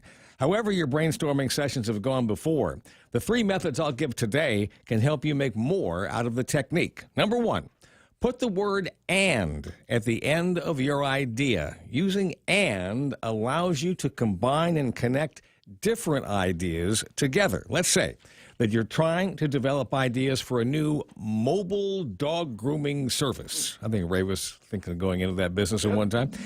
You say that the basic service is giving the dog a shampoo. Now, you could stop there. Or you could say, giving the dog a shampoo and somebody else would say pedicure, which would be podicure in dog terms. Okay, so podicure and someone else chimes in with checking for fleas and ticks and other critters. And you keep piling up these ideas for potential services. Don't edit them while you're going through this process in the "and" mode. That can come later. For now, just build up the biggest stack of ideas that you can. The word "and" isn't just for generating new ideas. It's also an effective way to expand the ideas you already have.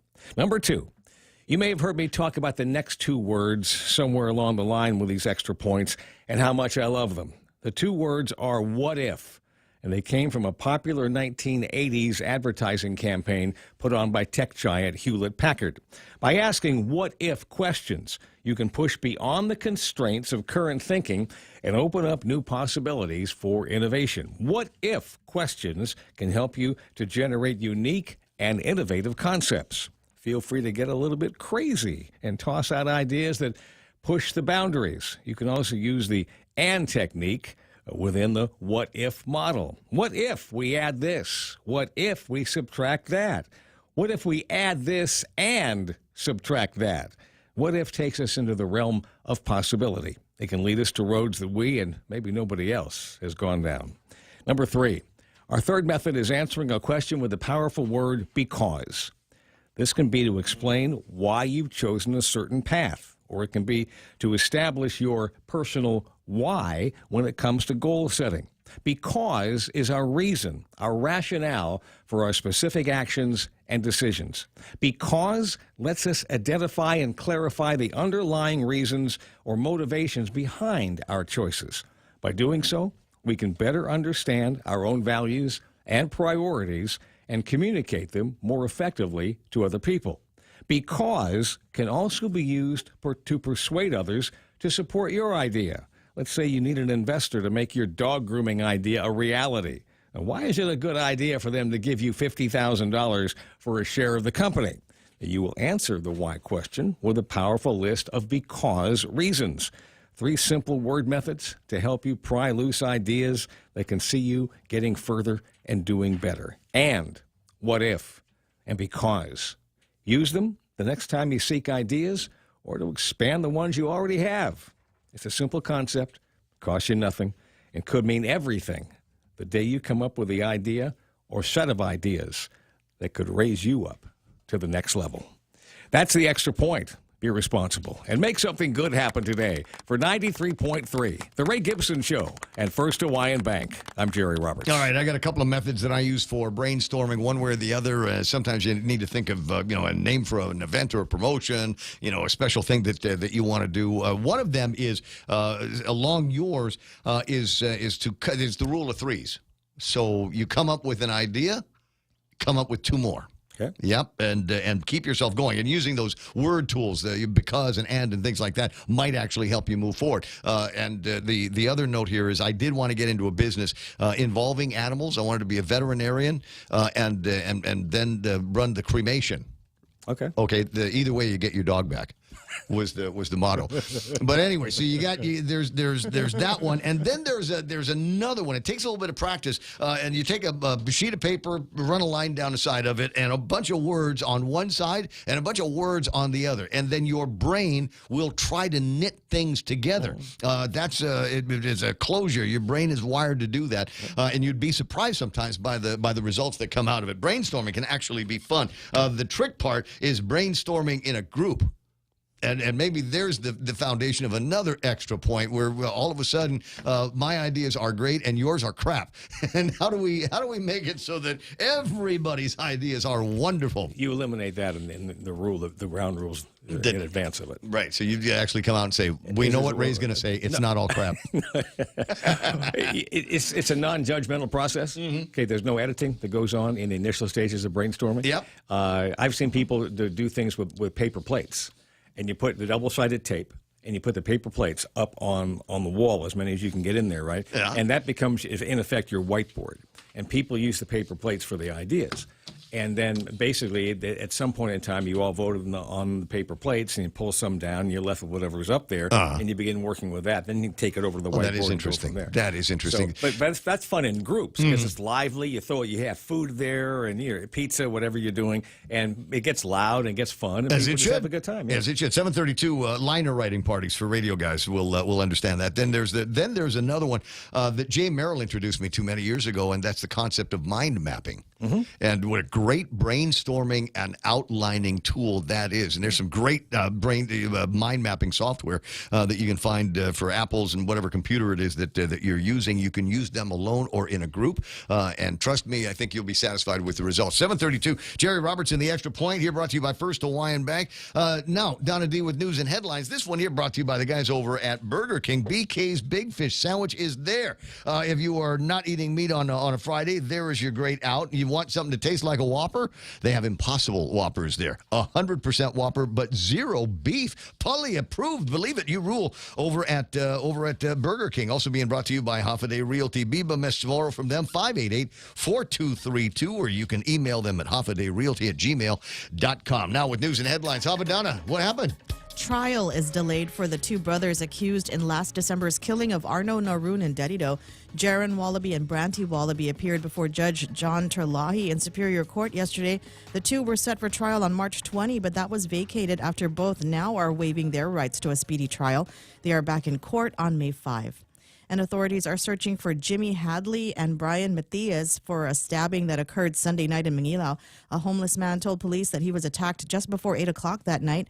Hadley and Matias bragged about fights they both got into while locked up inside DOC as the attack was underway. Anyone with information is asked to call GPD at 475-8615 or visit Guam Crime Stoppers at guam.crimestoppersweb.com. And Guam residents are at risk of losing weekly trash collection service because of a shortage of collection trucks at the Guam Solid Waste Authority.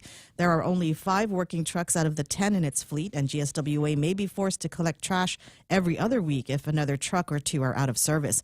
It is working on a revised collection schedule for customers if that happens. And those are your local headlines. Back to Ray. Don't let it happen. Don't let it happen. If they're only coming to my house once every other week, I'd like my bill to be $15. I think that would be fair. I don't want to pay $30 for every other biweekly service. If it ain't going to be there every week, then you need to do something about the prices. I'm sorry you're having these issues with the trucks. One of them got into a wreck on the back road last week, and that did nothing but contribute to their woes and fewer of these vehicles on the streets. This is beginning to sound. And I warned you about this. This is beginning to sound like what it sounded like when DPW was in charge of the trash collection services that we'd have here on Guam. All of a sudden, it's supposed to be coming by here once a week, and then they kind of drift off on that. Well, maybe once a week, maybe once every other week in your village, and maybe we'll go ahead and shake the can and put the cover back on and put it away nice, or maybe we'll just throw it over to the boondocks so we can get to the next guys, and maybe we'll find ways to overpay for things like rental on the compactors out at the dump site. You remember when all of that was going on? I don't know. Maybe this is one of those situations where somebody over at the U.S. Attorney's Office maybe needs to send a note over to Francis Tadenko Gatewood and say, "We told you so." Because it's beginning to go back to trash talk days. It's 7:35 in the morning in the Ray Gibson Show. I'll be right back. Everyone has a busy schedule these days, and sometimes we forget to schedule our routine dental checkup and cleaning. Don't neglect your dental health.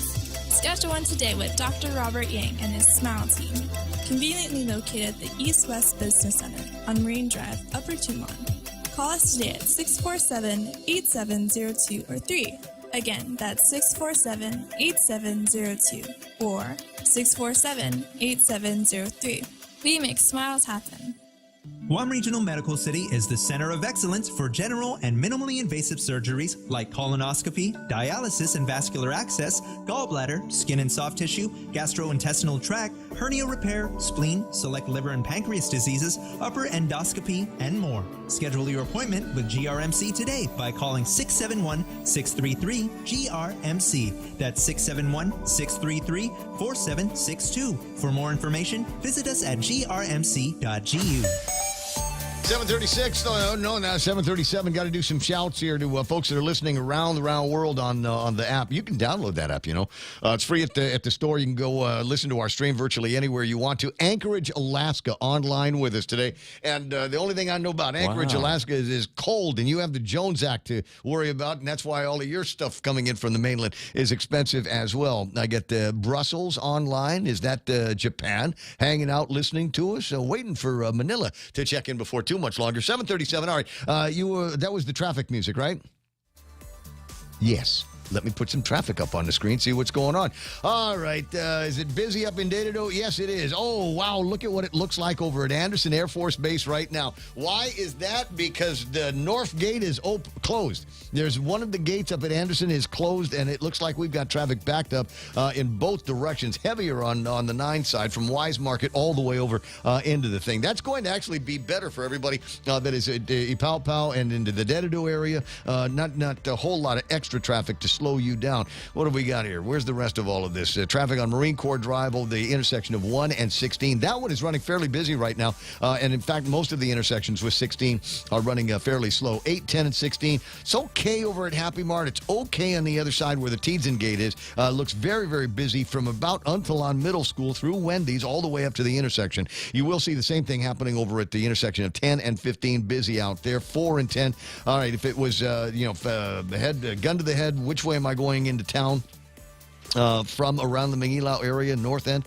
Route 8 looks like it might be the safer shot. It doesn't look like there's a whole lot of traffic through there. It doesn't look like there's a whole lot of dogging out. Some car line traffic over at Harvest. A little bit of traffic on Roy T. Damien. And then you get out to Route 8. Might see some slowing things down over by the intersection by Venue that brings you into the Bang of Guam area. That intersection is always weird. And then we've got most of Route 4 that's running erratically here this morning. Let me see what's happening at Big Navy and Sumai. That's also running fairly busy. Route 2 looking good, but Route 1 in front of you is running fairly slow. 20 away from the top of the hour. That's your right now traffic. This is The Point.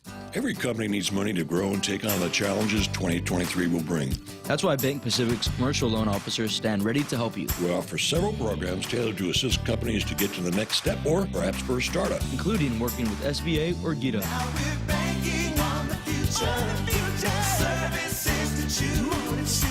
Bank Pacific, where others put branches. Bank Pacific. We want to be your partner. Equal opportunity lender. Member FDIC. Credit conditions apply. Half a day. This is Jade Uggan from Security Title. And in celebration of Tomorrow Month, here is a tip on dealing with your land. You might be thinking of giving part of your property to your child or another family member. Once you have subdivided the property and recorded the map, you will also need to record the deed transferring the title. Just drawing the map is not enough to make sure they actually own the land. Protehi I Tanonmu. When it comes to your family land, call the professionals at Security Title. We are here to help. 740 on the Ray Gibson Show, 888-255-888. TALK is the telephone number. And another great feature of the Nissan Frontier that I'm driving around is it keeps track of what's going on with my mileage, keeps track of what's going on with the gas tank. You know, it's got the gauge. It has a gauge. But it also has like a little countdown based on your driving habits and all of that. It will learn how you drive and then fix a little countdown that says you've got this many miles left in this tank. And I think that's a fantastic feature among many that it has. Find out why. It has been named Consumer Guide's Best Buy for 2023, redesigned from the ground up. And you're going, oh, he's going to spout numbers like towing capacity and how big the engine is. Fine. I don't understand any of it either, so I'll tell you what I do know about a special deal that they have. Just a test drive. Go to NissanGuam.com and arrange a test drive today, and you could win up to $1,000 in cash. All kinds of other stuff they're giving away, free grills and coolers, canopies, and that kind of thing. So you can enjoy that Frontier lifestyle with all kinds of free stuff from Nissan. And then when it comes to buying it, how about this? 0 money down. And they will take care of the first 3 payments. You drive this thing around for 3 months without having to open your wallet. Does it get better? Absolutely. All kinds of free stuff when you drive away, too. A case of Spam, 25 pounds bag of rice waiting for you when you purchase your Nissan Frontier. News to fill your mind. Talk to get it out. The Ray Gibson Show. Call now, 888-8255. 741 Ray Gibson Show. Donna asking what kind of rice will I drive away with? I'm going to assume a 25 pounds bag of Calros rice, yellow bag. And she says, oh, still. Oh, not the jasmine. Well, that's what she's asking about. That's what you want, right? Yeah, jasmine rice. Golden Phoenix, that's my brand. Golden Phoenix jasmine rice. No. Okay, now I will. I will cop to this. I've got a bag of jasmine that at the house. Yeah. And every once in a while I'll go ahead and put a couple of cups in the rice cooker and make it. But one of the things that I don't like, and I should underscore this with Bachelor. Is I will make the rice, eat it, and then promptly forget I've got jasmine rice in the rice cooker. And then when I remember on Saturdays, that's already bad. When I remember on Saturdays that it's I've got to wash the rice cooker. Then I open the thing up and it smells like old lady feet. Ew, there's something about jasmine. It gets to that smell. It smells good when it's still good. Of course, everything that goes bad is bad, smells bad. Yeah, I know, but when it goes bad, for leaving it until it rots in the thing. Even if you keep it on keep warm, it will still eventually go bad. And I'm not fond of the smell. It's one of those where I literally close my nose and walk the thing outside, and not even the chickens like it. Anyway, 7:43 on screen right now. Thanks, Plain Boy, the meme machine guy, sent me this. I need to go and find out how stale this is. It says 4 minutes ago, but I don't know how long he's had it. Breaking: our election case is going to trial. Katie Hobbs' attempts to have our case thrown out has failed. She will have to take the stand and testify. Buckle up, America. This is far from over. That's a quote from Carrie Lake, who was a telephone guest on this program not that long ago, Carrie Lake. And people have asked, well, can I hear that interview again? And the answer is not on YouTube. Stricken from the record. They pulled that thing. They pulled it down. Yeah. They said it was against the community standards, misinformation about the nature of the last presidential election. And frankly, I don't recall that being a topic. Maybe it did come up, and maybe Carrie Lake gave her thoughts on it. And now I'm going to have to find another place. I got to go find the video. It should be in the archives here in the hard drive, and find it, and then put it up on the website that we got, that I actually control. We'll see how that plays out in just a little bit. If there's enough desire to see exactly that kind of thing. 7:44 in the morning.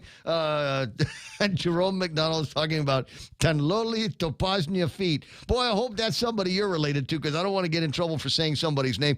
Sarita Garin, in reference to today's extra point, said ands, what ifs, and buts. Got it. Sarita, you spelled butts wrong. It has 2 T's.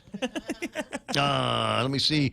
More fear porn. Rainbow Mold says Jerome Bunker Menno. Let me see. Running a light, hitting a pedestrian, shouldn't that be an arrestable event? Bunker says it should, but it isn't. I heard Ray quote a retired police officer. I did quote a retired police officer yesterday, and unless there was an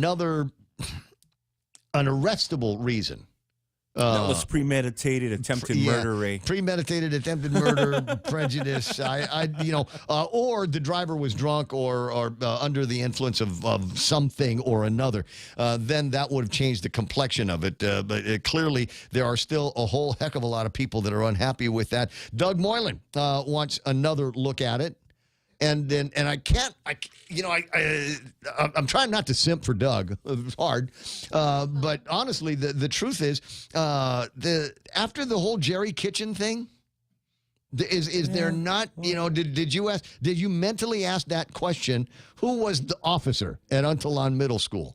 Did the name even pass through your head when you first heard that story? Heard that whoever it was that was the driver of the vehicle was only cited and then let go? Because that sounds just like Jerry Kitchen, doesn't it? Jerry Kitchen case. What do we got? Somebody got a ticket for. It was a French officer. Champion. What they get busted for is imprudent driving, right? Yeah. Right? So wait a second. You run a red light going through the intersection at 100 miles an hour, miraculously missed 2 massive concrete poles. The needle. You want to talk about threading the needle. I don't know that you could do that against sober. It was a Christmas time miracle. And then you knock a hole into Jerry Kitchen restaurant, and then all you got was a citation for imprudent driving. Huh? Really? So ever since then, I think there's a lot of people that have got a healthy skepticism, if you will. Who's the driver? Ooh, we're not telling you. What was the citation? Yeah, I guess that. Yeah, speeding, whatever, imprudent driving. Then nothing to see here. Move along. And that's why I'm glad that there's a friend called to the scene and arrested. 7:47 in the morning. But God bless the Guam Police Department. I'm going to say there might be some places where we've got some gaps that need to get filled. But in this case, another police officer. I talked about this years ago. And introduced the concept of rolling probable cause. There's, you see them on the road. a guarantee. Maybe you're in a line of traffic with one of them right now, within the hood of the car. You can look forward, maybe that car down the road over here, 10, 15 feet away. Rolling probable cause. You look at the people inside the car, and you look at the kind of car it is, and in the current state, the current conditions. I'm almost positive that there's no way this thing could pass an inspection. That kind of car, and go. There's a crime that has either been committed, in the process of being committed, or being planned in that vehicle right now. Or you play that game with yourself. What are the chances that there is some kind of crystal methamphetamine or drug paraphernalia in that car right now? And I think most of the time you would be right. So the police have done, in my mind, an outstanding job recently looking at all of these rolling probable causes and then pulling them over. This is probably the third or fourth arrest like it this week. On or about February the 28th, Officer Oliva observed a pickup truck in Talafofo with no front license plate and a defective rear license plate light. Both vehicle equipment violations. The report indicates Officer Oliva followed the vehicle and effectuated a pullover. The driver of the vehicle identified as Dave Balahaja, parentheses, defendant. During the course of getting documents from the defendant, the report indicates the defendant was speaking rapidly and through clenched teeth, and the unmistakable smell of cat urine. The report indicates that these are indicia of someone who is on methamphetamine. The report further states that the defendant agreed to have his vehicle searched, admitted to having a pipe in his pocket, and also admitted to having recently smoked methamphetamine. Further states that during the search of the vehicle, several baggies of a white powdery substance. Sound effect? Several baggies of a white powdery substance were found, which later tested positive for methamphetamine. Based on the foregoing, there's a probable cause to charge Dave Balahaja with possession of a Schedule II controlled substance. The police officers out there doing their job, and there is now hope that Mr. Balahaja will go and have this case and go before the magistrate, maybe, and grand jury will find fit to see that he needs to be accountable for the crime of having several baggies to cry for help, Ray, of crystal methamphetamine. I hope the kind, gentle drug courts take them into their bosom. Into the bosom of the justice system and find a way to get treatment. Well, the problem is, unless he gets convicted, he's not going to get that treatment. Right? So I can't really help you. So I don't know. There's hope that Doug Moylan and the remaining members of the Attorney General's prosecution branch might be able to do something with that particular case. But as I said, it's nice to know that they're out there working. 888-8255-888-TALK telephone number. Looking around the table of contents to see what's out there. As I said, a very interesting story that started bubbling up yesterday about 10 o'clock. I guess Doug wanted to keep listening to the radio and waited until 10 to go ahead and conduct the raid at Camp Leon Guerrero, the encampment directly across the Micronesia Mall. People have seen it, have been complaining about it over the last couple of years, and it was one of those very, very frustrating situations. And I remember talking to a bunch of people in charge and saying that there was nothing that they could do about it because it was private property. It's private property. We can't go in there. I said, but I'm sure there's crimes being committed back there. We've got video. You remember the video of the guy that getting beat to hell by that woman and the other fellow with the skateboard from a couple of months back? Yes, I remember. Yeah, it. I mean, I saved it. You saved it. I look fondly. Yeah, lose greatest hits, right? So I'm with you. But you got those guys are living back there. You just know that there's living in squalor. I don't know that they found any children there yesterday. Thank God, because it looked like the kind of place where if you don't run around with Zoris or shoes on your feet, you'll get cut and tetanus and all of those. So that was taken care of yesterday. There's more work, obviously, that needs to get done. I'm disappointed to hear rumor that there are other legal eagles out there that are going to these encampment offering free legal advice on how to ignore Doug Moylan and the police when they come by to move you along. And it's the kind. You remember when these people would position themselves over at the borders. And so all these illegal aliens would come in, and then they'd have these legal eagles, do-gooders, giving them advice on what to say to the agents, the border agents, when they were confronted. so that they could stay in America and be, part of the big, vast American family without standing in line like all of the other immigrants do from other countries, rather than sneaking into the country. These do-gooder legal illegals, and it is kind of offensive to me because I think these are growing problems, and I think that things need to get done to eliminate them. I'm not a big, you know how I feel about panhandling as well. I think it's one of those cases where it's sketchy at minimum that these are people that are having issues that cause them to go and beg for money on the streets. Nobody has to starve on Guam. Nobody. There's adequate resources that are available from the government, private sector, third-party groups that will make sure that if you want to, we can get you a roof over your head and a meal in your stomach and medical help, whatever you need. Got plenty of those guys. So what are they doing out there? Is it part of a vast underground enterprise? Do you think maybe there could be something like that going on? And I think it just kind of uglies the place up. 7:53 in the morning. So I hope when the conversation comes up with Roy Canatta's measure that would ban panhandling by repealing the law that authorizes it, I would hope that there's a second piece that is added to that. And maybe Chris Barnett, Senator of the 37th Guam Legislature, might agree with me. I think one of the things that we ought to do is if there's still panhandling out there, let's ticket the people that are giving them money. We'll put a police officer there, and every time somebody leans over and hands somebody panhandling $1 or whatever change was in the ashtray, they get a ticket. They're the ones that have to go to court. I think if we start ticketing people for that kind of offense, they will stop doing it. But that's just me. Another law that needs to get enforced. Yeah. Good morning. I don't know what you're drinking this morning, but we can't criminalize charity. Well, if we're impeding traffic and endangering the life of the panhandler by luring them into motorways, I don't know that we're criminalizing charity, but I appreciate the view. Look, we found something to disagree on. It only took a couple of months. Ray, good morning, first of all. Biba Bennett! Biba, you going down? You spend all weekend in Umatilla?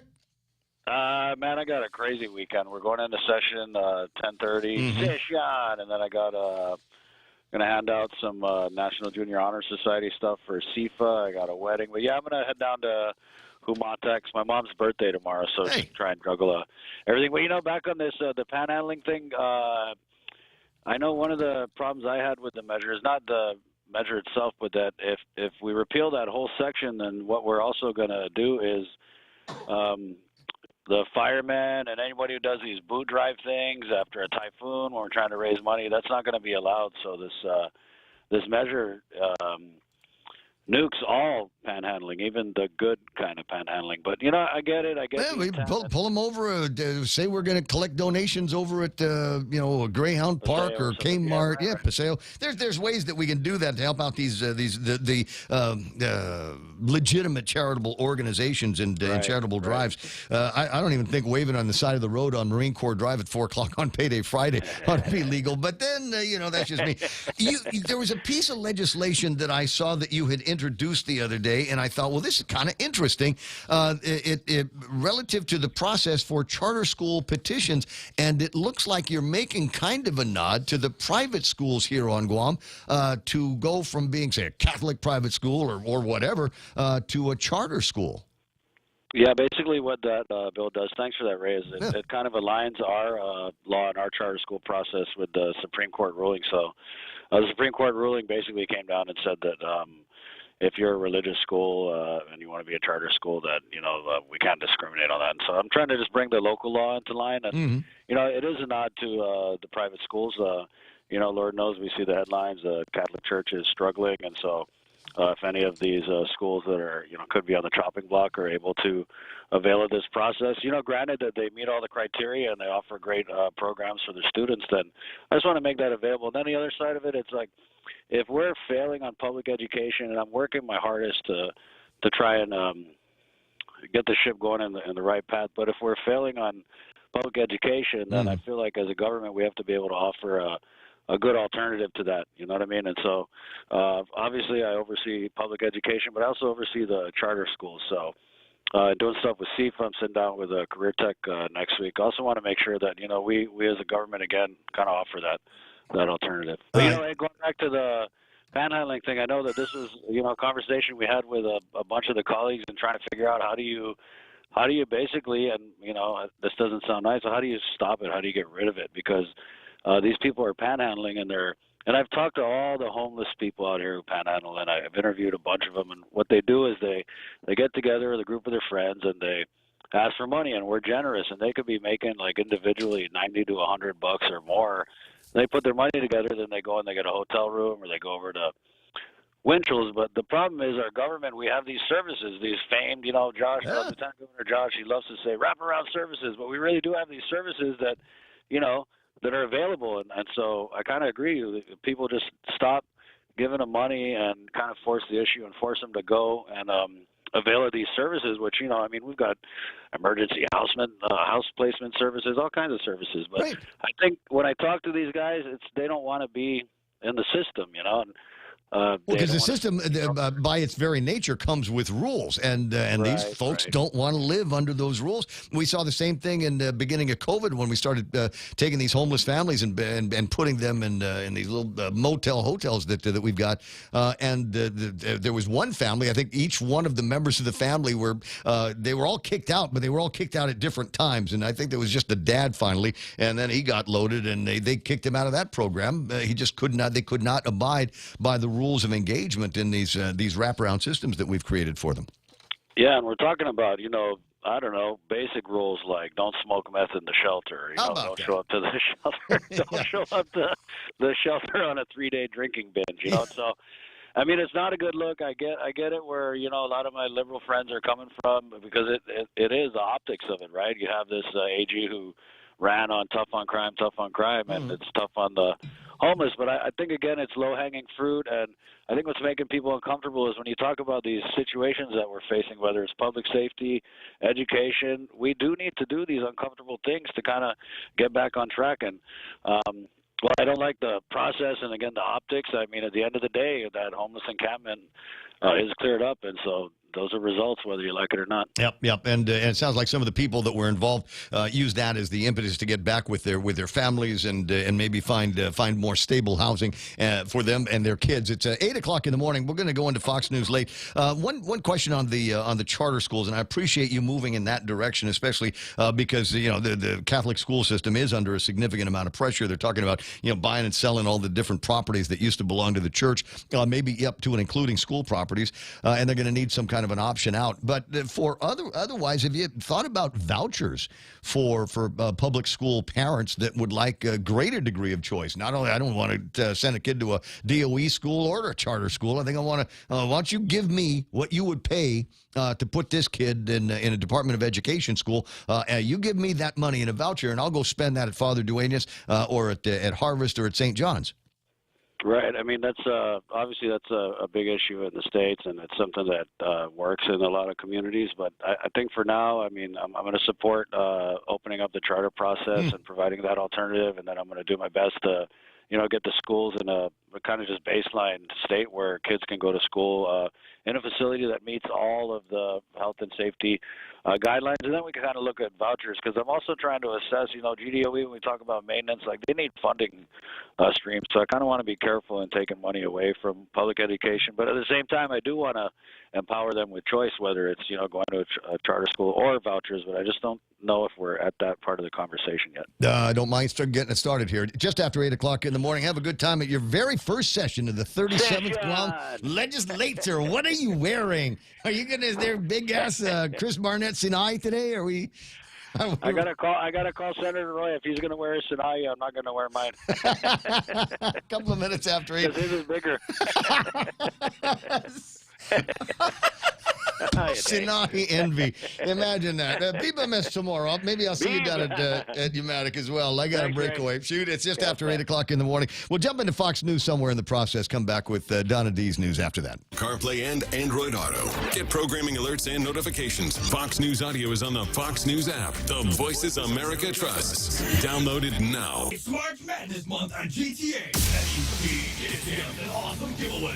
Come into GTA today and get the all-new Samsung Galaxy S23 Ultra with a 200 megapixel camera and advanced nighttography. Your selfies will look amazing day or night. Purchase a Samsung Galaxy S23 series smartphone and get on our best unlimited plan for as low as $65 a month. Plus get a free $200 Payless gift card when you open a new line. Terms and conditions apply. Offer good while supplies last. Smartphone month at GTA. We start with you.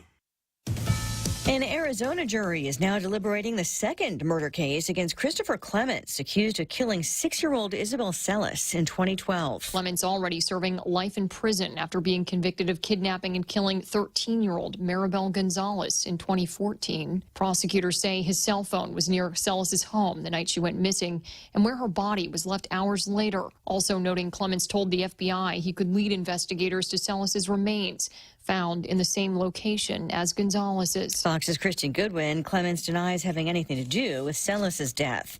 The White House says safety is an issue with recent changes approved by the D.C. City Council, including lower penalties for carjackings. So President Biden will sign a bill overruling the council's vote if it reaches his desk. The mayor actually disagreed with what the D.C. Council put forward, and so now this is an opportunity to protect the community. That's the way the president sees this, to protect the community. Spokeswoman Karine Jean-Pierre says a willingness to intervene on this local issue does not change the president's support for D.C. statehood.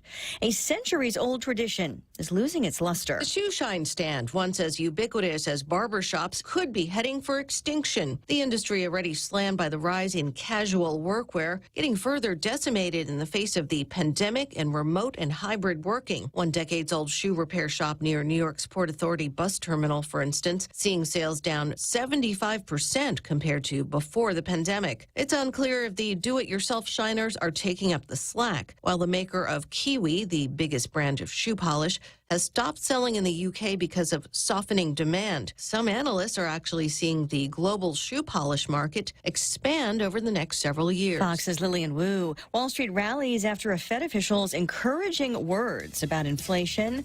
The Dow up 341. I'm Lisa Brady, Fox News.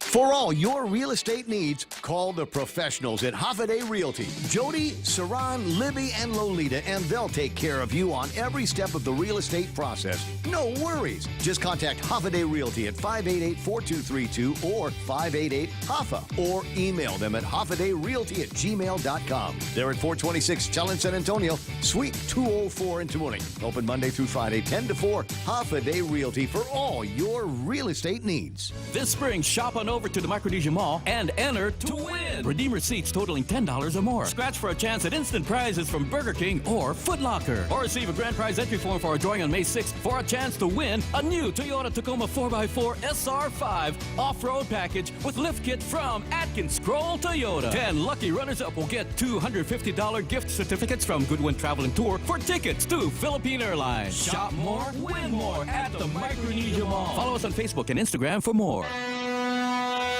Hoffaday, this is Severina. Here at APL, our expertise and extensive network can help you grow your business and reach out to more global markets. As a responsible carrier, APL is also committed to a sustainable future, whether it's protecting the environment or investing our efforts in giving back to the community. Our dedicated teams in Guam, Saipan, and on U.S. mainland are here to support you. Call 588-4651 or visit www.apl.com.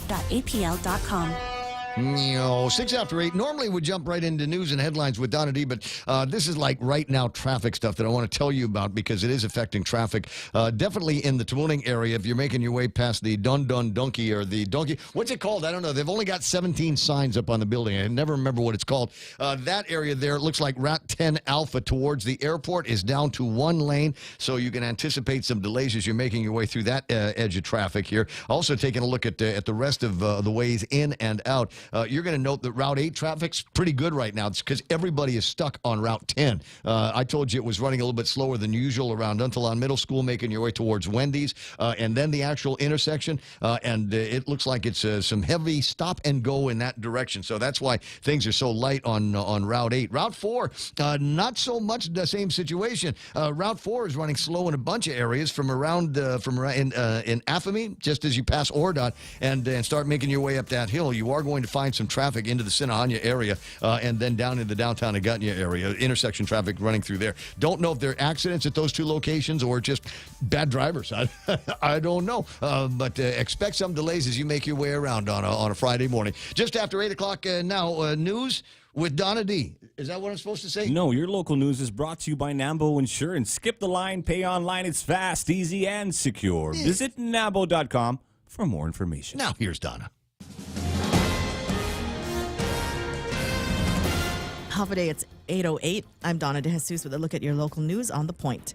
Brandon Acosta will still be sentenced to life in prison without the possibility of parole for the rape and murder of 15-year-old Tamika Nauta, despite winning a part of his appeal. In 2018, Nauta was found brutally murdered inside her Dedido home on Chalancoda.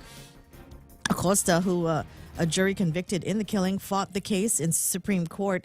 The justices decided to affirm Acosta's life sentence without possibility of parole, but reversed other matters which were to be discussed at the hearing. Guam law states that a defendant can be prosecuted for several crimes that stem from the same conduct, but cannot be convicted of similar crimes, and merging the sentences for those crimes is improper. Acosta's life sentence was based on the aggravated murder charges. Nauta's family members said they were only concerned with Acosta remaining in prison for life.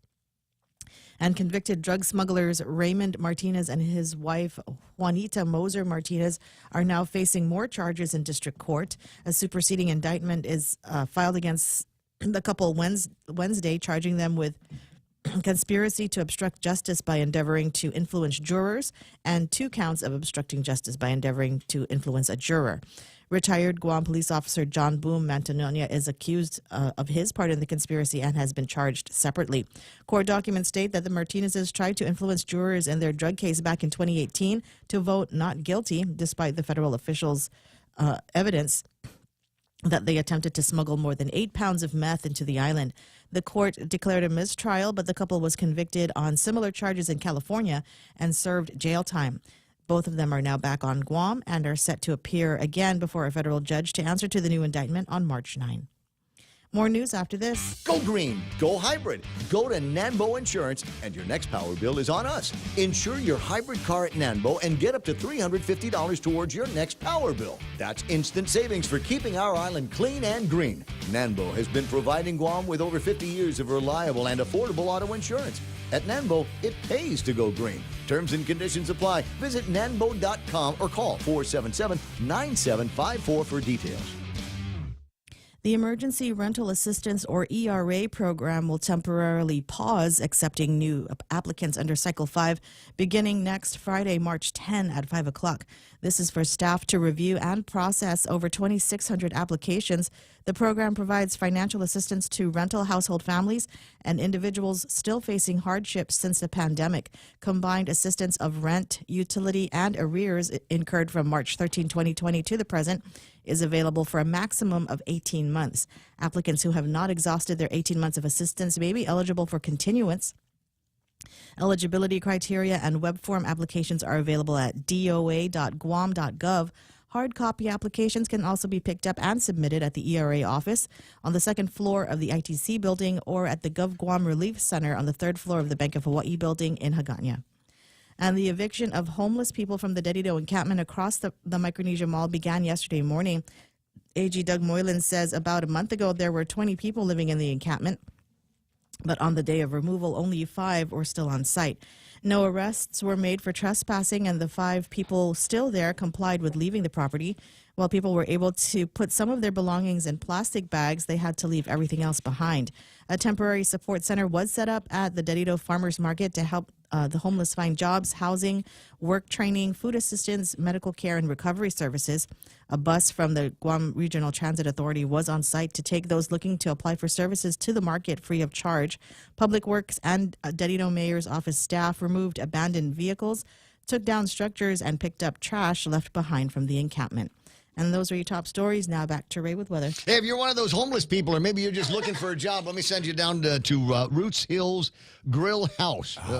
They're among the sponsor roster of this broadcast outlet, so I want to give them a hand. They took out an ad and looking for sous chefs, pastry chefs, general cooks, grill cooks, stewards, and wait staff. So if you've got those skills and want to work at a groovy place, Roots is the. Can you imagine what their crew food looks like? Because all restaurants have that, right? Oh, yeah. They had this is, we're just making this now for everybody that works here. So while you're watching everybody eat, so you're not eating off their plate, you can just, we got a little spot in there, like a buffet that we've cooked for you on the inside. Can you imagine what it's like over at Roots? So if you've got the experience and all of the things that you need, by all means, go and apply with them, an equal opportunity, etc., and see if there might be a job opening for you there. And I'm kind of curious, are those people still over at the what do you call it, the flea market?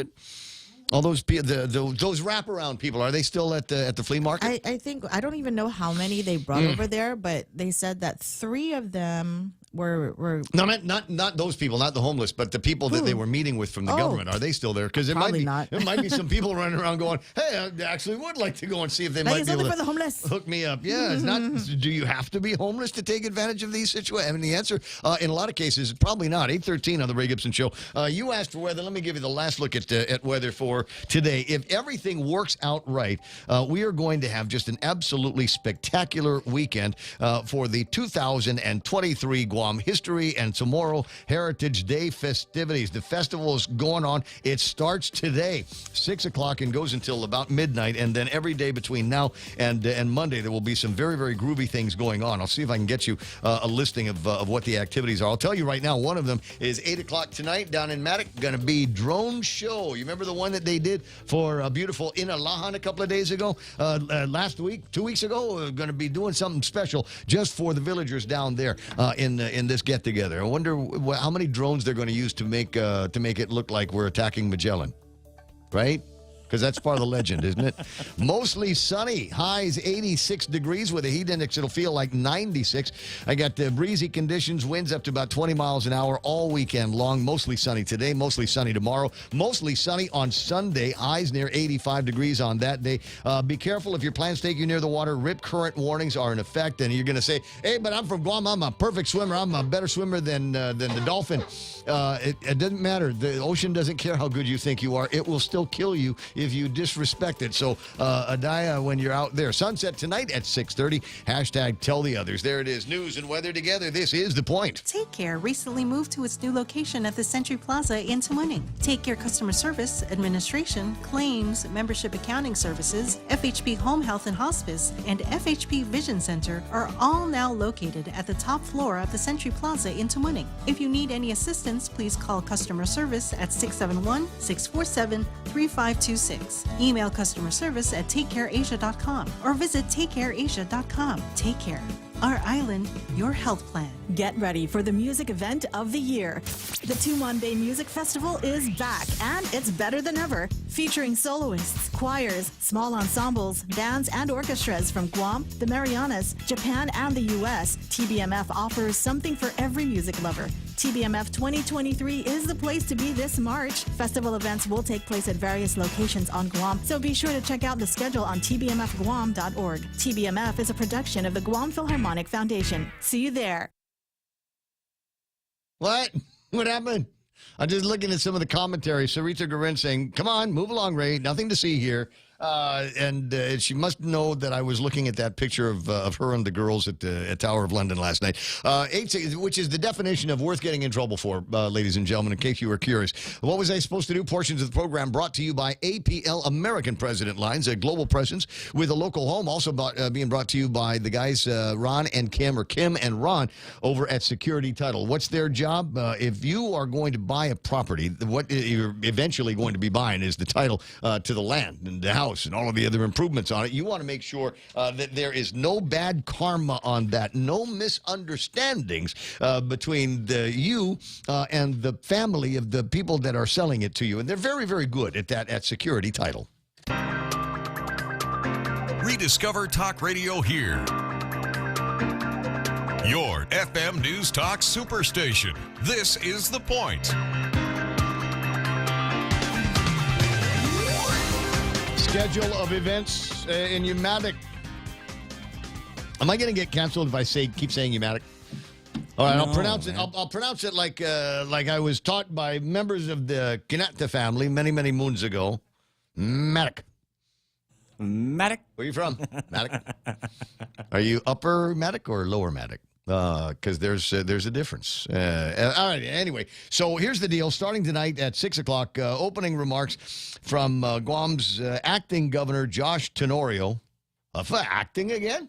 Where's Manu? Where's the lady? You got to practice right before you get to big sheet. Yeah, I guess so. And let me see, Mayor Johnny A. Kinata. I don't think I've ever called him Johnny. Vada, and then that's going to be followed by the Bendición. The Skip Entertainment Company about 7:30, and as soon as they're done with their set, it's the drone show. Like I said, I think it's going to be special just for villagers of Umatic and this particular festival they've got going on. And then we've got Dancing with Island Kai until about 11 o'clock tonight. That's down in the south of Guam in beautiful Umatic. It's a kind of a historic area. Is that like a 2-hour drive, Ray? Oh, what's that? 2-hour drive? The way I do it. The way I do it, absolutely. Because no, I want to. There's places. Man. I want to stop at places. I see. I'm gonna go Route 10. You're gonna stop at stands and get vegetables and fruits. Well, I'm thinking. So here's the problem: is I got to pass by Malolo and Interon, and because there's things I might need there. I'm thinking maybe a stop at McCrout's while I'm there, because it's a cost of gas, number one, and the time that it takes to get down there. And so when you're going to someplace like Umatic, you got to build in all of that stuff, make everything worthwhile. McCrouts and go get some selfies over at the pool like Sambini did, and then I'll find myself in the village with Mayor Bada. Buenas and half a day. Welcome to the program, Light. Thank you for having me. Well, you know how much I love you and the village, and it's always a pleasure getting together with you. I talked to the chief, and he said we're going to have to get together again sometime very soon. So I anticipate you and I will be laughing together and drinking Bud Lights before you know it. Yes. Well, it might actually be happening now. So I know you're busy because today is day one of a massive 4-day schedule of festival activities going on in Matic. So tell me what you're up to, some of the things that our listeners can look forward to when they get down there. They look forward. There's going to be games, rides, food trucks. As you can see, that 2 years of the pandemic, everything is down, and now we repaired everything. Our stage, we just broke it down. We rebuilt our stage. Our stage is beautiful now, back up to par. And what we're doing, like you said, Monday, we have the acting governor, Josh Tenorio, coming in tonight at 6 o'clock, 6:15. Then we have the Bendición, Guam. Then the Skip Entertainment Company. This is all for tonight, the drone show and the Island Kai. And then we come to March 4th, DJ, Mushki, Equalizer, Cultural Dance Group, No Big Deal, Radiance, Ben Lam Lam. Oh, wait. You got the Radiance and Ben Lam Lam. I didn't know that Ben was still singing. How'd you get him out of retirement?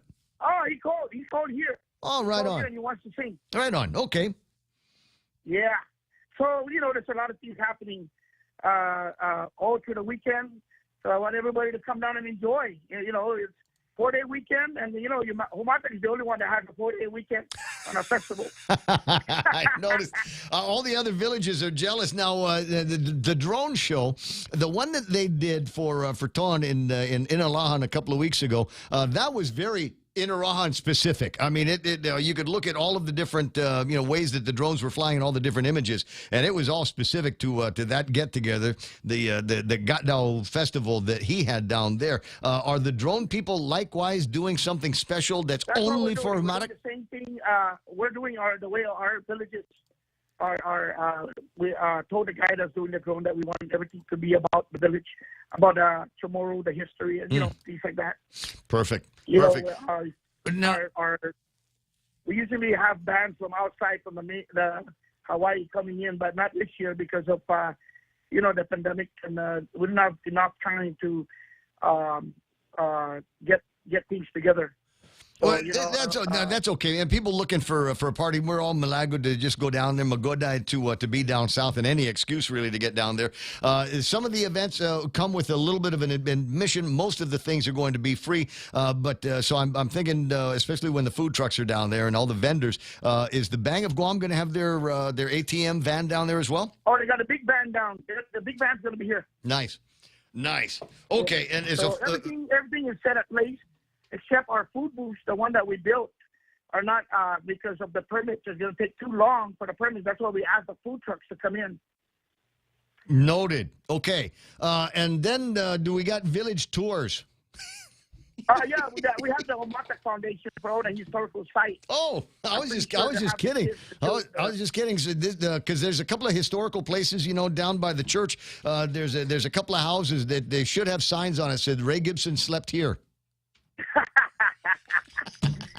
You can sleep down here if you're not drinking beer with me, Ray.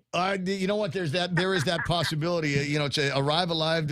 Party hard, party responsibly. Especially since a lot of people are going to be a little bit further away from home than usual. I can't tell you how happy I am that we're able to do this again, and I'm so glad that you are the mayor that gets to re-inaugurate the festival. Thank you, and I want to thank too the sponsors. The GBB and Sunny. The store, and I want to UMS. Those are the good sponsors. Sponsor for us down here, and we appreciate all that they did for us to make this thing happen. Thank you. I'm sure they're all saying you're welcome, bud. One last question for you. So they gave Ton a big LED sign for his village. What are you getting? What are you going to get from GVB? We'll see. Well, I'm not gonna.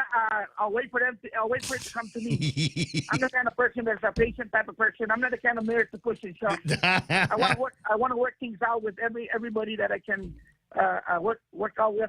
I don't want to have a problem. I'm going to do my best to get down there and spend some time with you. I'll talk to you soon, Mayor Johnny. That's that. 888-8255-888-TALK is the phone number. 824 in the morning. What's that, Joe? What's that, real Joe? It's Mark Cruz. Hey, what's he doing on the phone? Tafatuan. Hey, I heard Senator Malafunction earlier about how if Senator Kanata was going to wear his Sanahi was, he was going to not wear his. Right. So I figured out the way that Chris can bluff Roy. He can bring his emotional support Carabao to the session. Where's Captain Guam? Where's Senor Uggan? Somebody needs to bring the emotional support Carabao into session. You know what? I'm of the opinion that this might be the most entertaining legislature we've had in some time, just in terms of the characters and the things that they're capable of saying when they're on the radio. You know what I mean?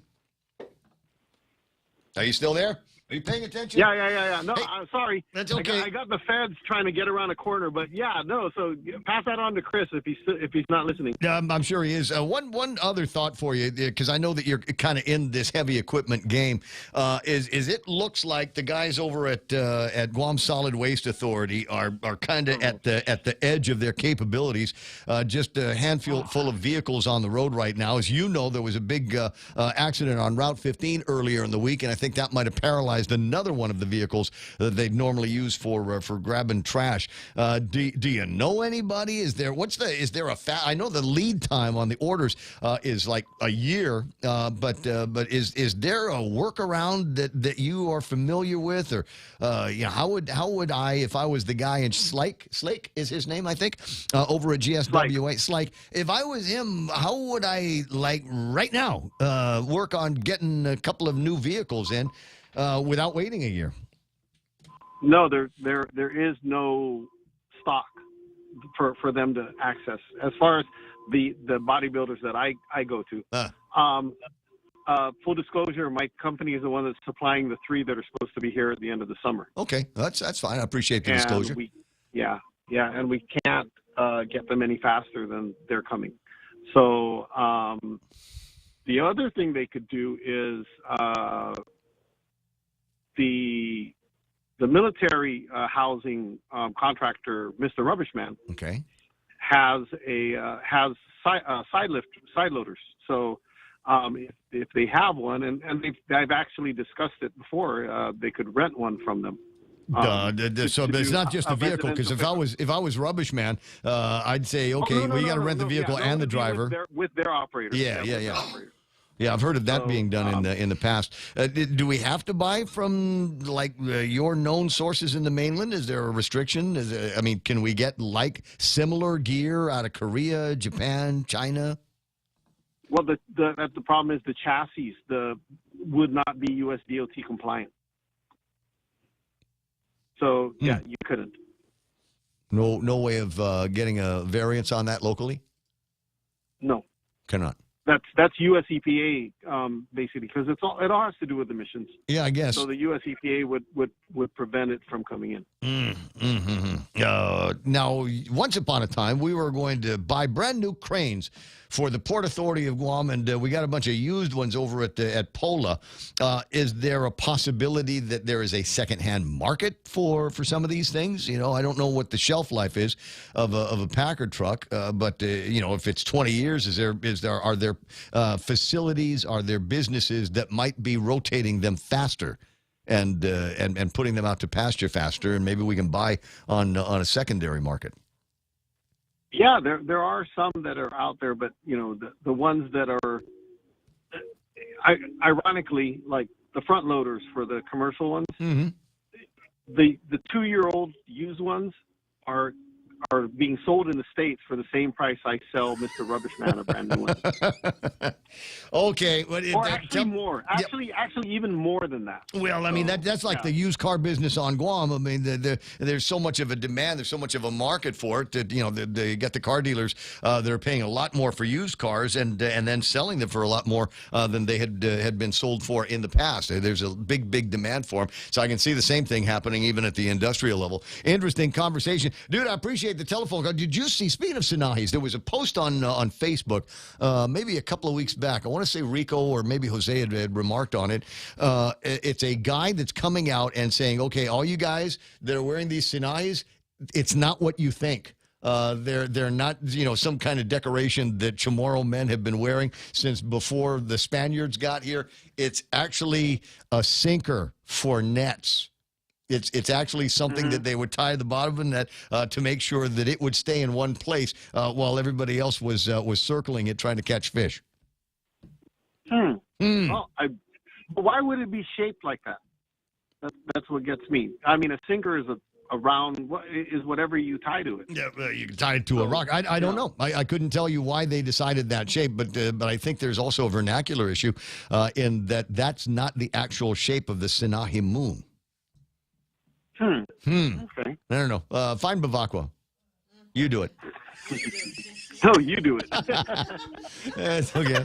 I'm busy. Yeah, it's 8:30 in the morning, bro. I'll talk to you pretty soon. Have a great weekend. I'll see you down Umatic. I'll be there Sunday. Right on. Okay, 888, you're driving then. 888-825-88TALK is the phone number. Bottom of the hour, Donna D has got her last big look at news and headlines. I'd be yakking and taking some more phone calls, but I desperately need to get her someplace where there's a bottle of Sudafed or Vicks for her feet. Any birthdays today, bro? Is it birthday? Any birthdays? Where? Celebrity birthdays. Oh, yeah, I got celebrity birthdays. I got to do that next. Thank you. Thanks for the reminder. Okay, so commercials, news, and then celebrity birthdays next. Is your business ready for digital transformation? The latest Wi-Fi technology is here, and it's Docomo Pacific's WorkPass, powered by Plume. WorkPass unlocks connectivity, productivity, and security tools all in the palm of your hand. Access features like adaptive Wi-Fi, guest and employee networks, evolving AI security, plus so much more. To learn more about WorkPass, visit business.docomopacific.com. Docomo Pacific Business. Work better together. After a long wait, the biggest, juiciest, most flavorful chicken makes its return. The Circle K 3-pound rotisserie chicken is back. Get 3 whole pounds of perfectly seasoned chicken for all your family feasts. And for a limited time, pick up a rotisserie chicken and a Pepsi Family 2-liter soda, the perfect dinner combo, for only $19.95. Available at select Circle K stores. Swing by and take yours home today. Circle K, take it easy.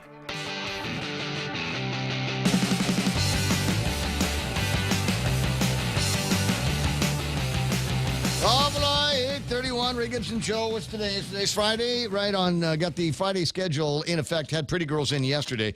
So this morning we can't do Pretty Girls 2 days in a row. So today we got a conversation about veterans and a boot camp for veterans is going to be coming up before long. It's 8:32 right now. Time to take our last look at big news and headlines for the day. Hoffa, Donna, what happened? Senator Will Parkinson's Bill 6 to end cannabis testing for local job applicants got support from some residents, but was poorly received by lawmakers during a public hearing yesterday. Most senators Most senators said they wouldn't support the bill because they were concerned it would infringe on the rights of employers and jeopardize federal funding for GovGuam. Parkinson said he was open to amending the bill to address some of the concerns. And today is the last day for World War II survivors and their descendants to file for a war claim down at the Guam Museum Claim Center. And a long line can be expected. Program Director Arlene Santos says over 100 people are coming in on a daily basis. The local program mirrors the 2016 Guam World War II Loyalty Recognition Act, so only those who were alive on December 23, 2016 can apply. The Claim Center will be open from 9 to 5 today. And Rainbows for All Children Guam is hosting its annual 3.5-mile run walk for youth tomorrow at GPO. Showtime for the race is 5:15 tomorrow morning on the theater side of GPO with a go time of 6 o'clock. You can pre-register now for $10 at St. Anthony's School and $20 on the day of the race. The grand prize for the raffle is a United Airlines round-trip economy ticket for one to Japan, Philippines, Palau, Saipan, or Micronesia. And that was your last look at local headlines on The Point. Now back to Ray. It's Jessica Biel's birthday. Who's she? Oh, Justin Bieber's wife? Is that Timberlake? I'm sorry, Timberlake? Apparently, there, yes, it girl. could be. I've got images up on the screen.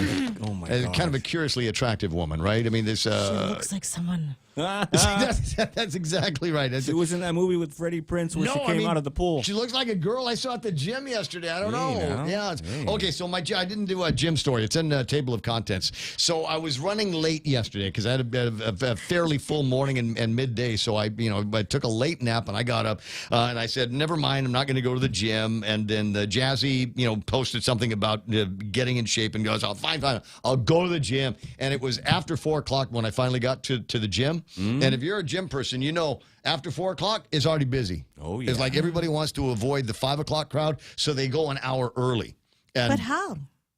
But by skipping work. Oh, okay. They just kind of leave work early, or whatever. I'm not, I'm not there to judge. But so this is there's two things that I noticed. Number one is if you get there after about 4 o'clock in the afternoon, you have the mumps equipment to deal with, right? All of the so-called good stuff already has people doing their walks on it. And those of you that have the thing on an incline and you're holding on to the top, That's not really exercise. I mean, I am going to get judgy here. The idea is not for you to be leaning back and walking on this thing, holding on to the rails and holding on to the thing that looks like a casket. Never mind that, you're not working out. You put it on an incline and then you lean into the incline. That's the way that's supposed to work. Same thing for the guys that are doing the running. All right. At any rate, so I got the absolute worst piece of equipment, the Life Fitness thing that they've got, and it's the one with it's got duct tape. Literally duct tape holding it together. Yeah, you know. Wow. It's coming in soon. No, it's on the Guam Bear. That's where the new equipment is. $500 a year, and you can't buy a new treadmill. Anyway, so the complaint number one, but observation number two: if you get there after 4 o'clock, way more eye candy.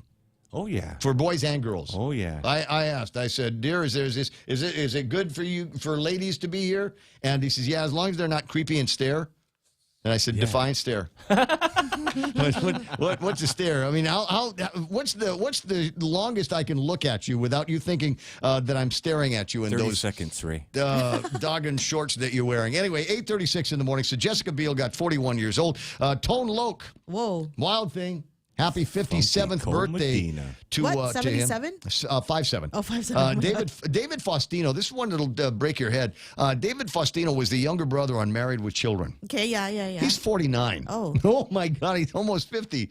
Married with Children. The Bud from Married with Children is 49 years old, and Camila Cabello is 26 years old. Ow. She is so cute. Camila Cabello? But she calls me way too often. It's like so many bombing me on the WhatsApp. She calls you up to tell you you've been saying my last name wrong. That's right. She loves it when you call her Senorita. Canadian Bacon Day. Ooh. Do they call Canadian bacon ham? Yeah, they call it ham in Canada, right? Do they? I think so. I think only Americans call it Canadian bacon. And a note to a particular pizza company that I really appreciate the pizza, but they've stopped doing I think they've stopped doing it right when they're making the one with the pineapple.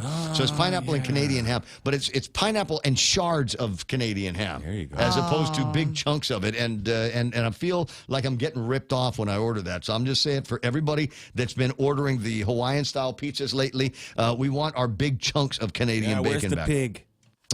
Moscow Mule Day and National Anthem Day. Tomorrow, Catherine O'Hara's birthday. She's from A Mighty Wind and Home Alone. That's the mom from Home Alone. She's 69 years old. No way. That's true. Wow, yeah. He's 69. Everybody's favorite number at the bingo. McKelty Williamson is 66 years old. Does the name ring a bell? No. How about Bubba from Forrest Gump?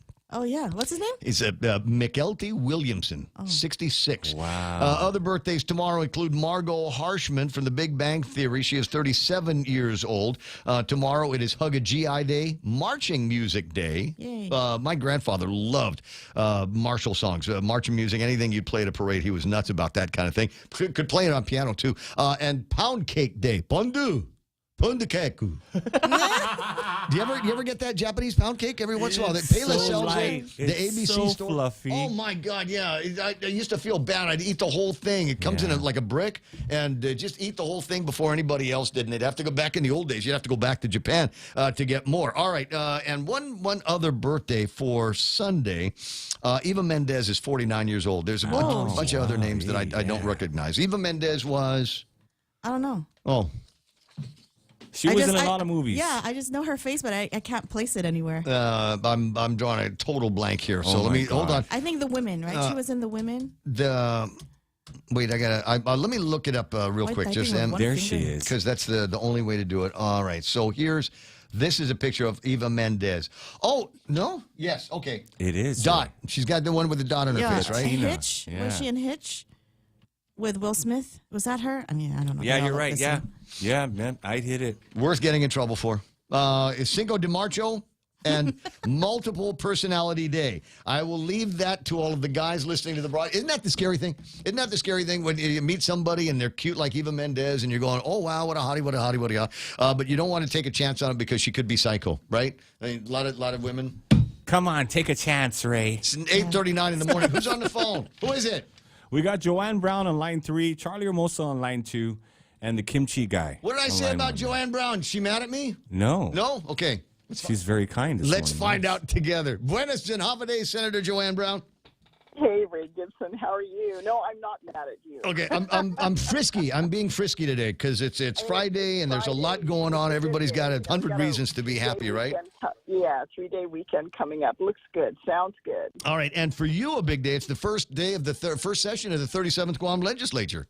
Yeah, very much so, except for, we met not too long ago in that emergency session. But, yeah, our first real official session of this current legislature. Well, I thought that first go-around was kind of important, with the work that needed to get done and loopholes that needed to get closed. This one is going to be interesting, and I think you and I are of the same mind on at least two of the measures introduced by Speaker Therese Terlahi that would place the legislature in an advice and consent position with regard to anything that happens on the land where that new hospital has been proposed that could have a negative impact on the original landowners and a negative impact on taxpayers. Well, very much so. I mean, it's not a one-person, one-governor show. I mean, there's a reason we have three branches of government and co-equal branches where, we move forward, particularly with major decisions like the construction of a new hospital. Obviously, I mean, the branch that addresses the funding of it and authorizing that should be involved, as the community should be involved in such a major undertaking. Yeah, well, and there's another point that we need to get to. As far as I know today, there is no lease that has been signed, no signatures on paper between the Department of Defense and the governor's office. So there's, I think, is adequate time for the legislature to act to ensure that they are in an advice and consent role. Well, I'm sure very much that's the reason the bill was introduced and expedited, for our first session. I certainly will be supportive of that. But one of the things I was calling about, you're talking about how this is an interesting session, interesting legislature. I don't know if you're aware of the hearing that happened yesterday with regards to Senator Parkinson's Bill 6 with regards to, removing the requirement of testing for cannabis for employment. And, he had issued a press release. I don't know if you got a copy of that particular press release, but it got sent to me. And when I looked at it, he referenced me with an inaccurate statement or inaccurate quote. And I thought, whoa, if you want to use my name, at least, make sure you put exactly what I said. Because, Ray, these hearings are recorded and they're there for public reference. And, you can very easily determine whether or not what was said was correct. Well, it's recorded, yeah. Boastful, and And, you're accusing me of fear-mongering. The only one that's fear-mongering these days is Senator Parkinson. But I don't like misrepresentations. And he had essentially referenced in his statement that I had said that, that cannabis is causing, elderly in our community to be harmed and beaten. And, what I did say with regards to the drug problem on Guam is that it's causing... I'm sorry, what happened?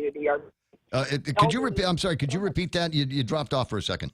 Oh, I'm sorry. I'm just in one spot here next to the legislature. But I had made the comment with regards to our drug problem on Guam that it's causing crime, including for elderly in our community. They're being beaten so that people can steal from them. And that's a factual statement. We've had police reports to that effect. And that's my concern is the overall misuse and abuse of drugs in our community that are adversely affecting our people. And so, that is what I said. And when you look at the record, that is what was said.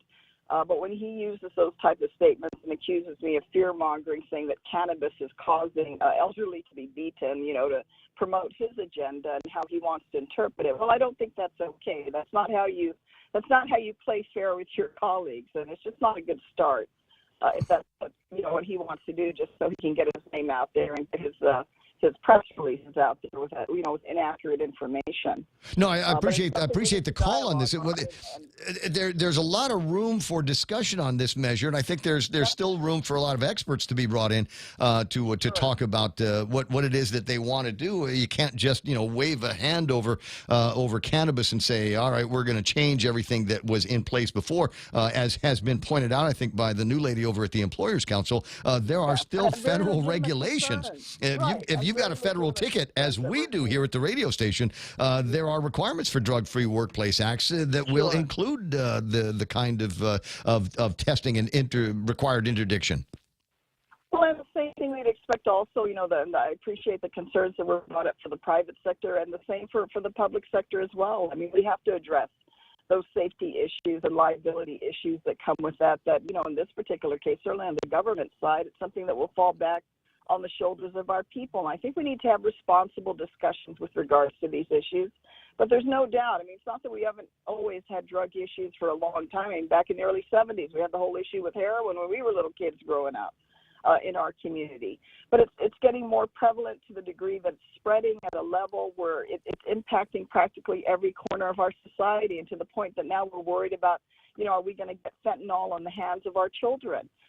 That's very scary, and we need to have those serious discussions because the drug use, the misuse and abuse of drugs in this community is causing an awful lot of problems, a lot of crime that's related. I mean, recently, we just saw the police report with regards to those individuals that were out robbing these stores and stuff. And what were they doing? They were getting this money so they could go buy drugs. And those are things we need to be concerned about when the actions of some individuals impact others. And I don't mind having that discussion. I think we need to. I mean, it's going to be a tough issue to tackle, but at the same time, we're not going to get there when you have colleagues, especially a junior colleague that's just starting out, putting misinformation out there to try to move their agenda. And that just isn't, you're not being collegial, and that costs you eventually. You end up making enemies where you don't need them. Well, that's why we're here, to try to help keep the air clear so that we can move forward. Everybody's got ideas and plans, and they need to be vetted and they need to be debated in a very public and sober forum. So I certainly appreciate you calling in. And, I haven't done this in a few years. I mean, we just met each other not too long ago at our FBI citizens group. But, we've seen each other and spoken. This is probably the first time you and I have spoken on your radio. Because you're busy. I try not. 4 or 5 years. You're busy. I try not to bug you. No problem. But you take care, and you have a good weekend. And thanks for the opportunity. I will. I appreciate that. Senator Joanne Brown with us, as I said, clearing the air on what happened over at the legislature yesterday. There is a side conversation that comes out of that that I'm very, very curious about. I was privy to a communication between the new lady over at the Employers Council. Hope you like the desk my old man left you. And a conversation about what is going on in Hawaii. And you're going, well, what connection do we have with the union case that's in the courts right now in Hawaii? And it has to do with the IBEW, the International Brotherhood of Electrical Workers. And there is a shop here. We've got an office here run by, I think it's Kenny Laguantya.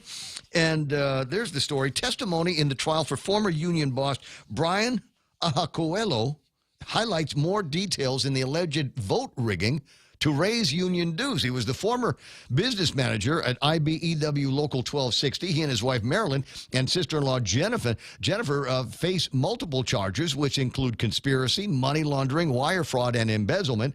Prosecutors say they also rigged a vote with members in Guam to approve a proposal to raise union dues. In federal court on Wednesday, Kenneth Laguantya, union representative from Guam, testified for the government. He said he was told by Extension, that's the in-law here, to round up as many members in Guam, come to union meetings on January 2015 to vote on the proposal to raise union dues. He testified, I was told my job depended on the turnout. Feds say vote rigging scheme also involved other union officials hiding in a car outside while the members voted, swapping real ballots for fake ones and tossing the originals in the trash in a park in Guam. They ended up hiking the dues, and the new dues went up $3.7 million in just over a year.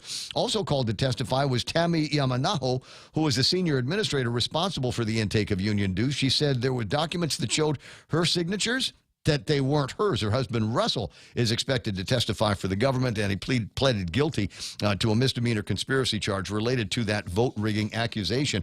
There is more on this, and I don't know if the raise actually impacted IBEW workers and members here on Guam. I think it was only going to affect Hawaiian workers, but they didn't tell the Guam guys that, which is why Kenny is testifying for the prosecution. Interesting story. And just out and out lying and corruption in Hawaii that's right there for everybody to see. 8:49 in the morning. Where's Charlie Hermosa? Where's my drone man? Charlie Hermosa on the line. I've been making a big deal about going south tonight by 8 o'clock to catch the drone show in Umatic. Buenas and half a day. Charlie, how you doing?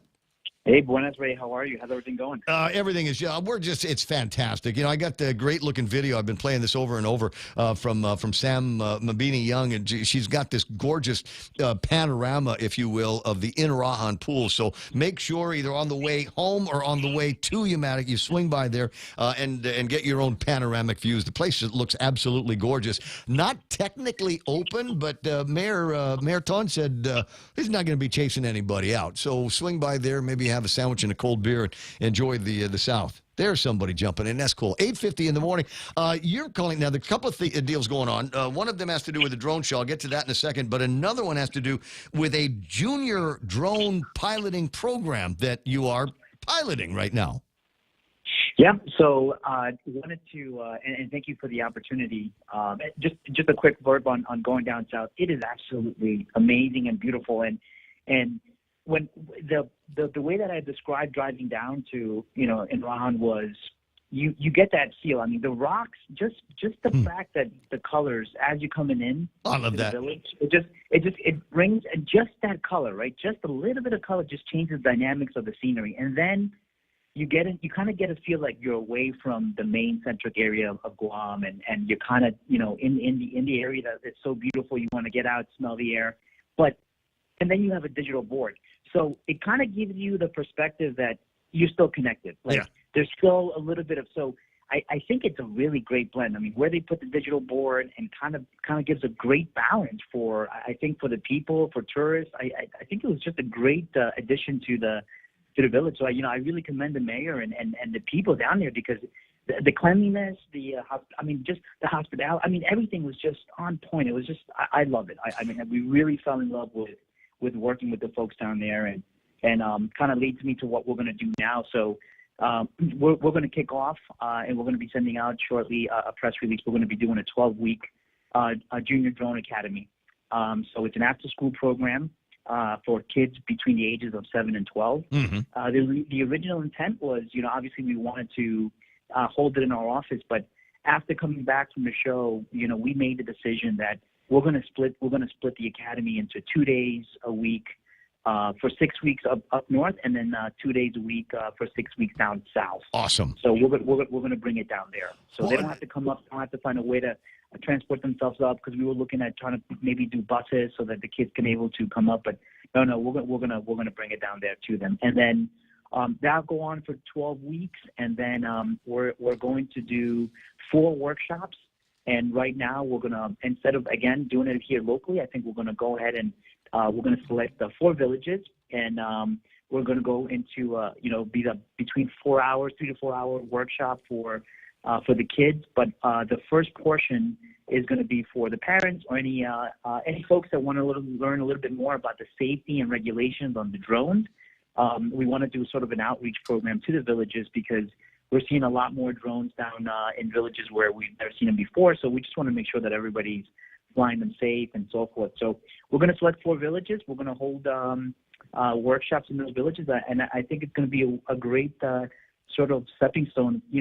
All it takes is, all I want is if we can spark one kid, right? One kid that wants to pursue a career and going into NASA, developing electrical cars, developing anything in that aspect. We just need one kid, and that's all it takes.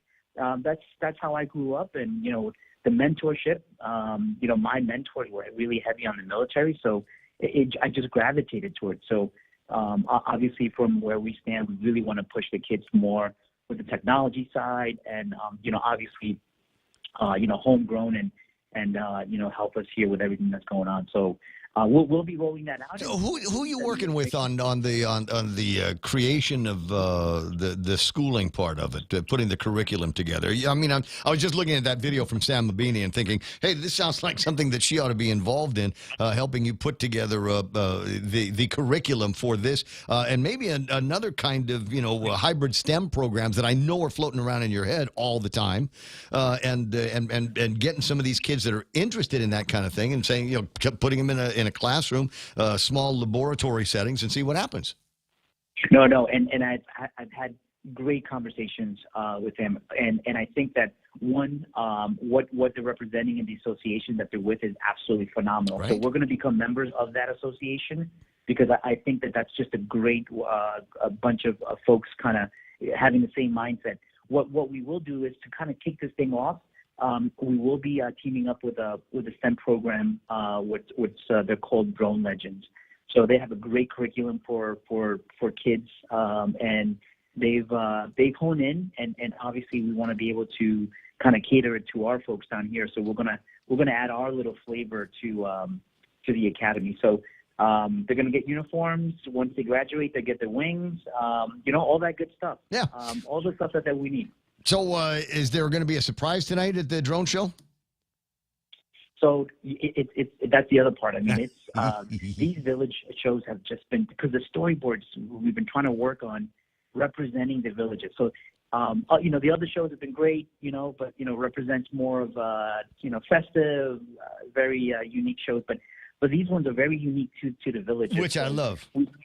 Yeah, and so for tonight, we're definitely going with the theme of the discovery, and everything that's beautiful about the village of Umatic, because it really represents a lot of cool things on there. So we've been having a lot of fun. Oh, I know it. Well, there's a video, if I can find it, of the show that you did in Alahan a couple of weeks ago.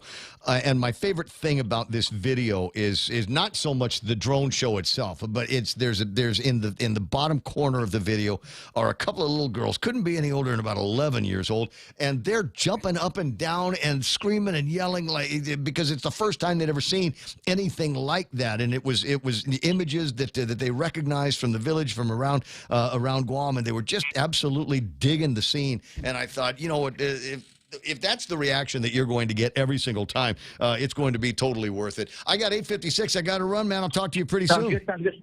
Yeah, right on. Thank you so much. Thank you for the time. We'll get you in the on the radio before so we can get more people talking about the youth camp that you got coming up. Excellent. All right, buddy. Thanks so much. I hope I get a chance to see you guys soon. 8:56 and change. I got this on Facebook. My friend Brittany writing, Ray Gibson calling out mobile dog grooming on the radio this morning. I feel so seen.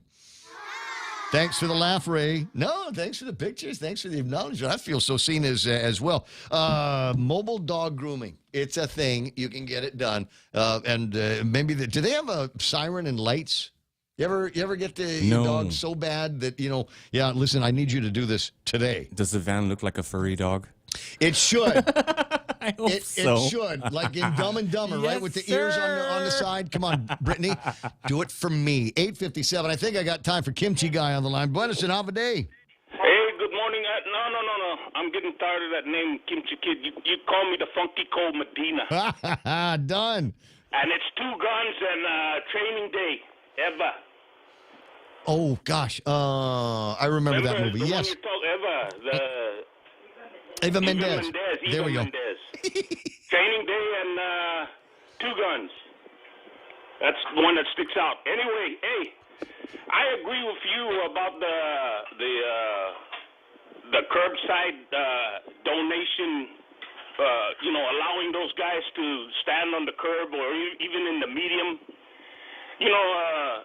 It's unsafe, and the only reason you just hit on it. The only reason they are allowing it is because of the organizations that are allowed to do it. So, you know what? And Joey St. Nicholas, the acting chief of the fire department, actually, he buzzed me as I was talking to Chris Barnett. He says, how would that impact our boot drives? And I would be very, very plain. I said, we're going to repeal the language of the act here and then write in specifically, it is only the fire department that is allowed to conduct boot drives. Fire department or public service, public legal law enforcement community or public safety are the only ones authorized to go out there and conduct the boot drive. If something happens to one of those guys, they get run over by a car. There's an ambulance right next to. There's an ambulance already there.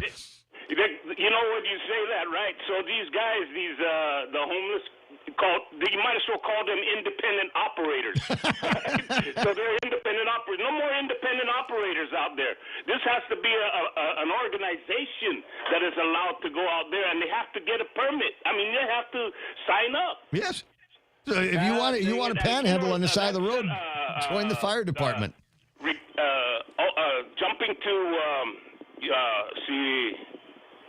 what's his name, Senator Burnett. See, malfunction.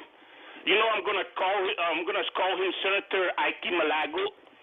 Man, those people that were sitting up there in Tent City, you call it Mahaga Gaga, I call it Tamamalo Gaga, Camp Tamamalo Gaga. Nothing was being done until Moylan got in there, and he's doing it. And now, see, Senator Ike Malago is gonna start having concerns about the optics. Come on. You know what? The work needed to get done, and I bristle at the idea that somebody's exhibiting some kind of care for the welfare of these people, as well as the optics that we've got here on Guam. And I'm glad that Doug Moylan took the steps that he did, and I will back him up and encourage continued behavior just like that. We've gotten used to too much crap in this town. It's time to take it back to the beautiful place that was peaceful that you and I grew up in. Period. Yes. Hey, Ray, my solution to where they should go is still the same. Adeloop Plus, either Adeloop down there in beautiful Adeloop, and it can be a tourist attraction. They promote it like, oh, this is what the governor is doing because she's so caring and loving. This is how she's taking care of her homeless. Yep. And, the buses go around that circle.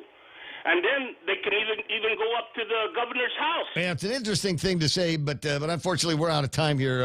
Funky Cold Medina, I'm going to let you run. Have a great weekend. Maybe I'll see you down in Maddox just after 9, Fox News Late. Capitol police officers who were injured, but they link the opinion to the findings of a lower court federal judge. Judge Amit Mehta dismissed Trump's claim that he has immunity from such injury lawsuits last February, finding his speech ahead of the riot did not fall under his presidential duties and the speech was likely incitement not protected by the First Amendment.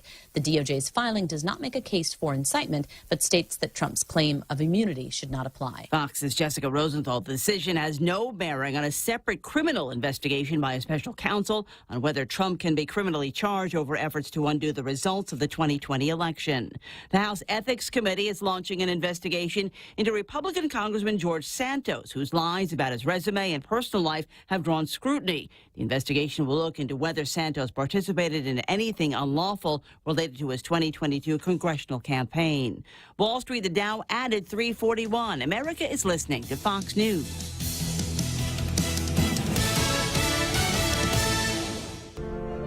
Is your business ready for digital transformation? The latest Wi-Fi technology is here, and it's Docomo Pacific's WorkPass, powered by Plume. WorkPass unlocks connectivity, productivity, and security tools all in the palm of your hand. Access features like adaptive Wi-Fi, guest and employee networks, evolving AI security, plus so much more. To learn more about WorkPass, visit business.docomopacific.com. Docomo Pacific Business. Work better together. Everyone has a busy schedule these days, and sometimes we forget to schedule our routine dental checkup and cleaning.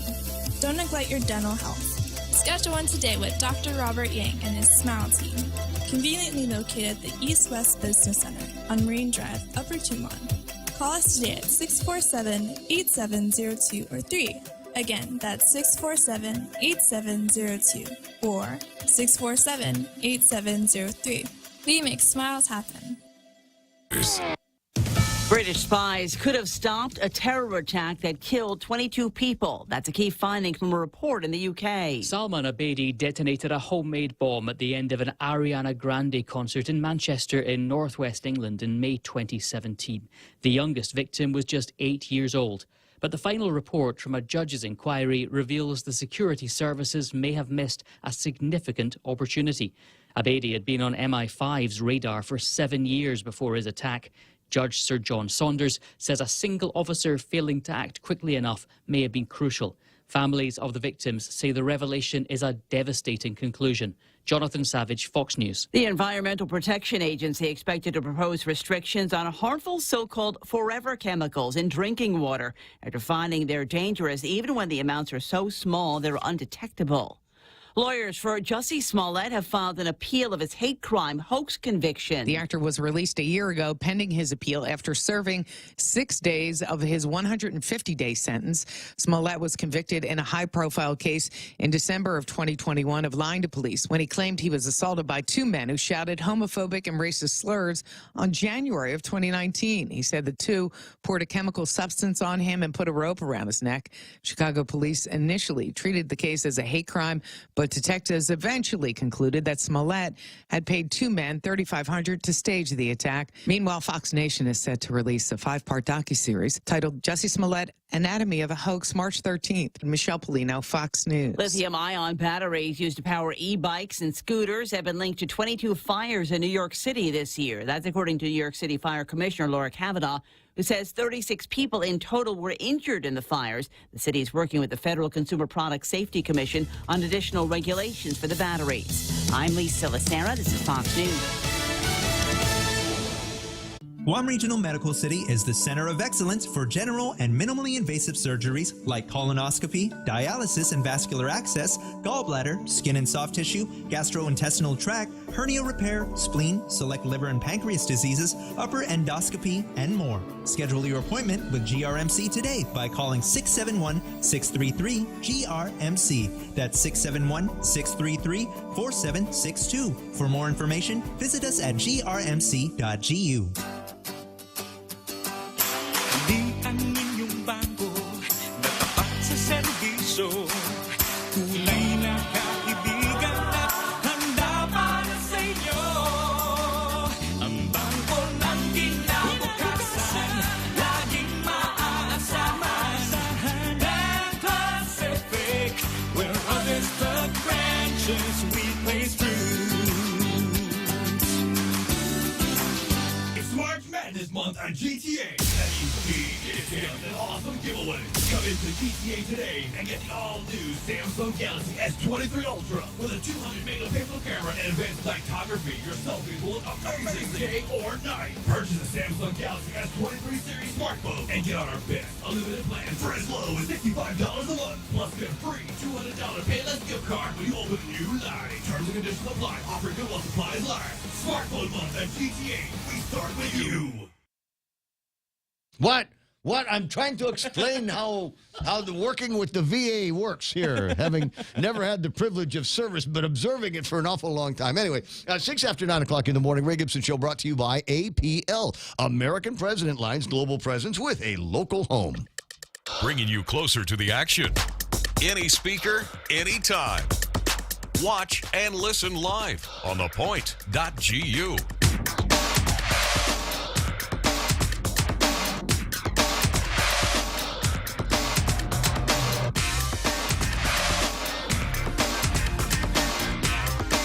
Seven after 9 o'clock in the morning. You know, I talk about the privilege of service and just an incredible group of people that I've had the privilege of growing up with, that have gone off to go and wear a uniform and take an oath and fight in a war or whatever, and then come back from all of those things. You know, just delighted that we all and you know, here we are launching into a conversation about a boot camp with the American Legion that is going to help out many in the veteran community, and it's such a huge group.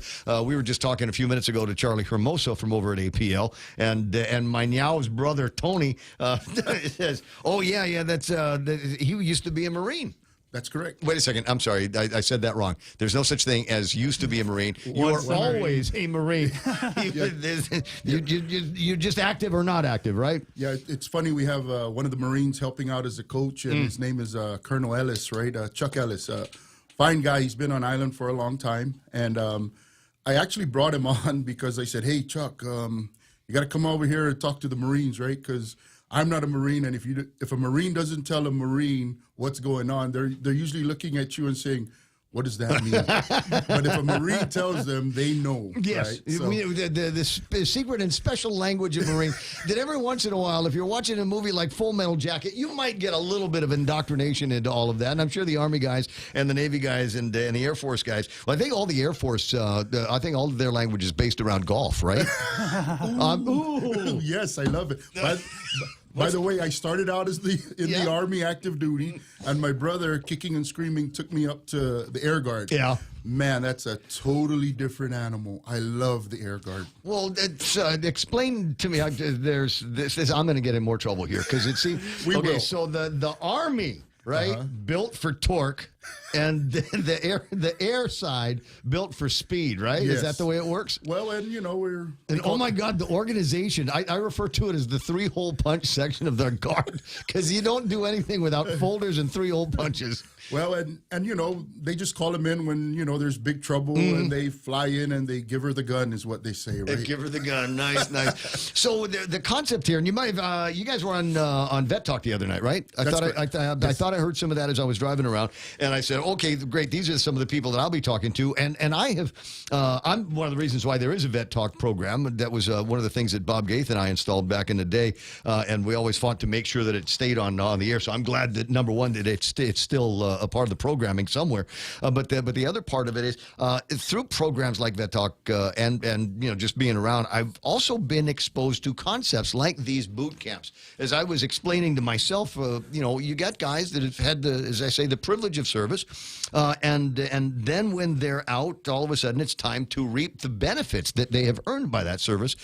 And it's not as easy as just filling out a form every once in a while. And there's a whole lot of layers and a whole lot of forms that need to get filled out. And not all of them are intuitive, if you will. That's absolutely right. And what we try to do at the boot camp is we try to help them understand and navigate, empower them, and educate them about what's expected. I mean, we expect that you get denied, and a lot of the reasons is the system is not easy. And most of our veterans coming out of the military have been trained to withstand a lot of things, and they tell them you don't go to sick call. There's no such thing as sick call. Maybe in our Air Force we might have a little bit. I was going to say.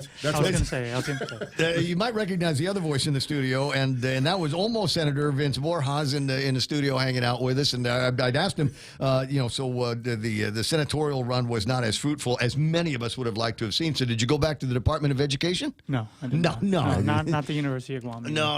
Oh, UOG. So where are you working now? So I'm doing some work at Senator Frank Boss's office. I was right on. I was at AK for a little bit, but that gig is about to end, and so I'm going back to. I've been working with HMI with Anthony and some other folks with this boot camp and getting more people connected with VA benefits. Background in education is certainly helpful. Yeah, definitely. And so it's a different kind of work, right? Because we don't get paid. And as much as like it'd be easy, we'd hope that it'd be easy. Well, as a senator, you would barely be getting paid anyway. It was only $55,000 a year. I spent $100,000 to get this.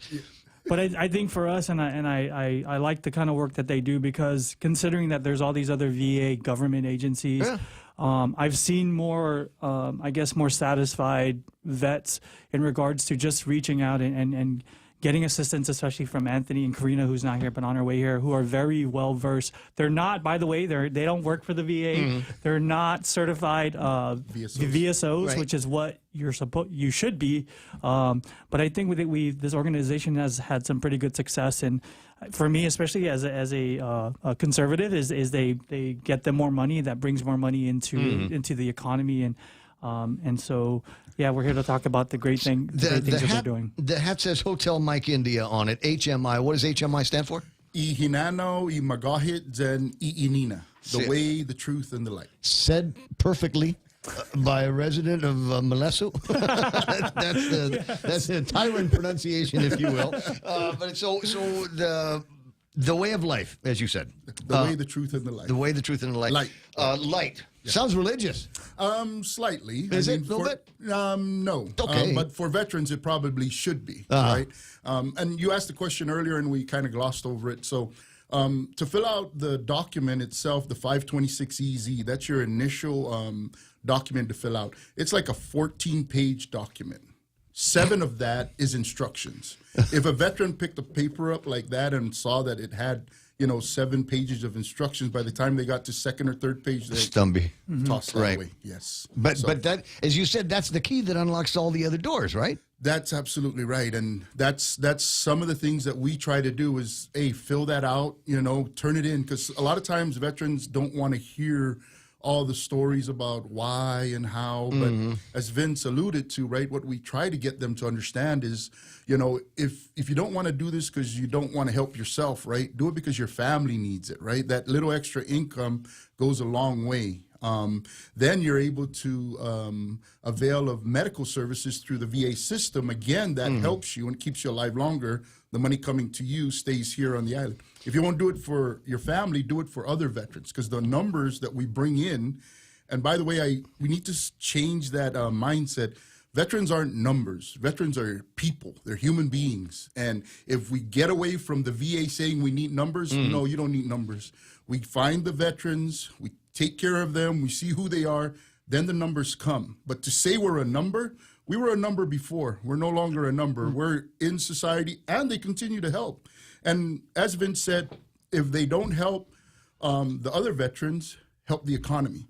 This is money coming in from a totally separate funding source that drops in here on the backs of veterans, and it helps the economy all the way around. People say, well, yeah, that money just goes to the base and the exchange. Who do you think works in there, right?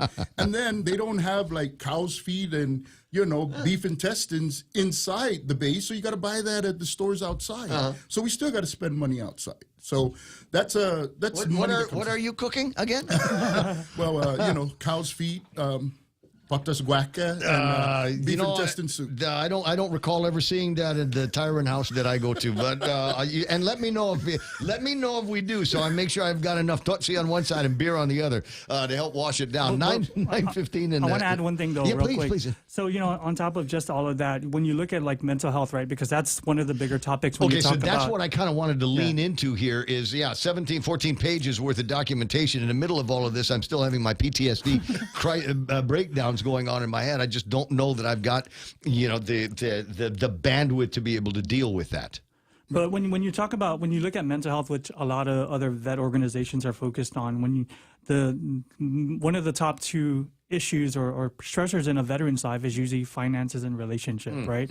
It's finances that obviously roll into the relationship. So we don't, not that we don't care about suicide, but when we look at like addressing suicide, especially here on Guam, the cost of living is very high, is that the boot camp and getting veterans connected, and healthcare, I forgot about that, right? Yeah. Is that just helping them with this, even if it's 0% or 5%, if there are any other issues, then, getting connected is usually the first start. And even just them getting 0% can get them access to the base, right? It's, yes. That's a huge win in itself. Yeah, yeah.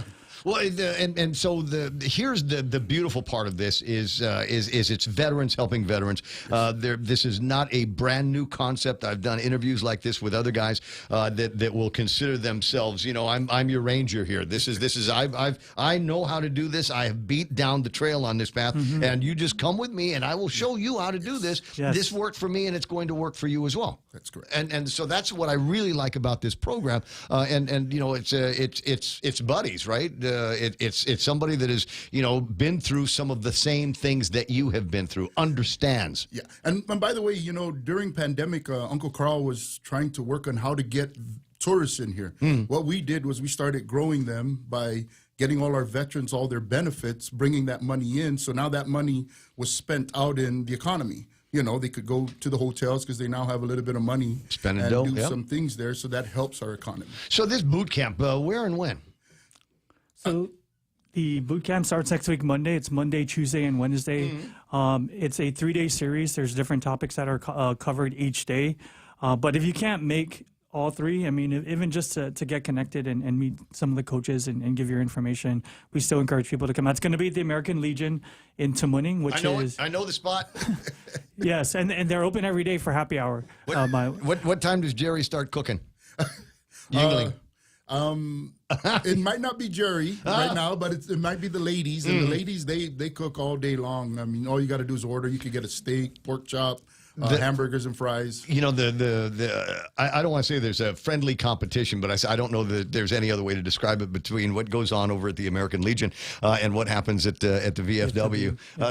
We're all doing the same thing and finding ways to help the guys and ladies relax and have a good time and grab a cold drink and share stories. And the Legion, for some reason, has kind of fallen off of the what would you call it? The screen, if you will, right? And we're one of the reasons that a lot of folks are coming there. There's a new thing that Karina had started. I think she might be at the front door, but the thing that we've done recently is we started doing a thing that we're not sure exactly that's going to be the name. It's called like Chowing with a Coach. Okay. So we've been doing work at Dr. Acoma's clinic on Wednesdays and Saturdays. That, graduated into, okay, we'll help 1 or 2 on Monday, 1 or 2 on Tuesday, 1 or 2 on Thursday. And I think right now the only days off we have is Sunday. But we still get phone calls from veterans every day. So Karina started going over to the Legion with Jen and some of the other folks to start helping veterans there. And, we thought that would be a relief, but they're coming there and there's more of them coming. Because there's food. The mess is open. But then they're getting all the help that they need there as well, the same way they would be getting it if they were coming to the clinic. So. Are we making it so that the process, and I'm assuming it's more than just the one form that we're talking about in these clinics, are people, able to gravitate from there once they've got that, and then the laundry list of benefits that they can apply for? Well, there are some other. You can come. I'm sorry, you can come. But if you contact one of the coaches, you can meet there because there are some that are already receiving benefits and maybe they got denied for some other kind of or other disability. So we also assist with that, right? Because there are some that may have some symptoms that have gotten worse, and maybe it's time to. So you're right. There are those forms for especially those that are filling it out for the first time. But we also assist veterans who already maybe have a percentage, but maybe we assist them in getting a high percentage. Get more, yes. And there's more. So the goal here, and this is not to defraud, the VA, but for so long, our veterans, we've been helping quite a few Vietnam era veterans, and it was really. I know of a handful that all we had to do was come in and have them fill out their document and submit it. Right after they did that, they got their 70%. They got their 100%. But they've been waiting 25 years later. They've been waiting for so Yeah. long, and that's pretty sad to hear. And anytime we got a bunch of folks. But I know the guys that you're talking about.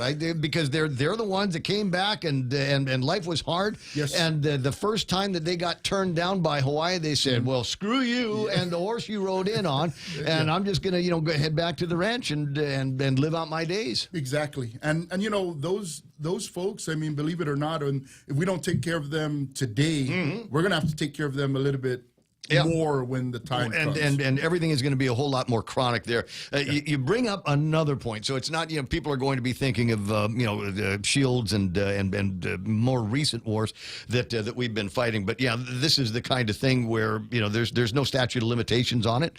That's right. If you wore the uniform, then you have earned some services in that, as I said, it's not like benefits. It's not benefits. You've earned them. This is an obligation that is on the backs of the citizens whom you have protected. And that's absolutely right. So there's also this story where the folks are telling us that,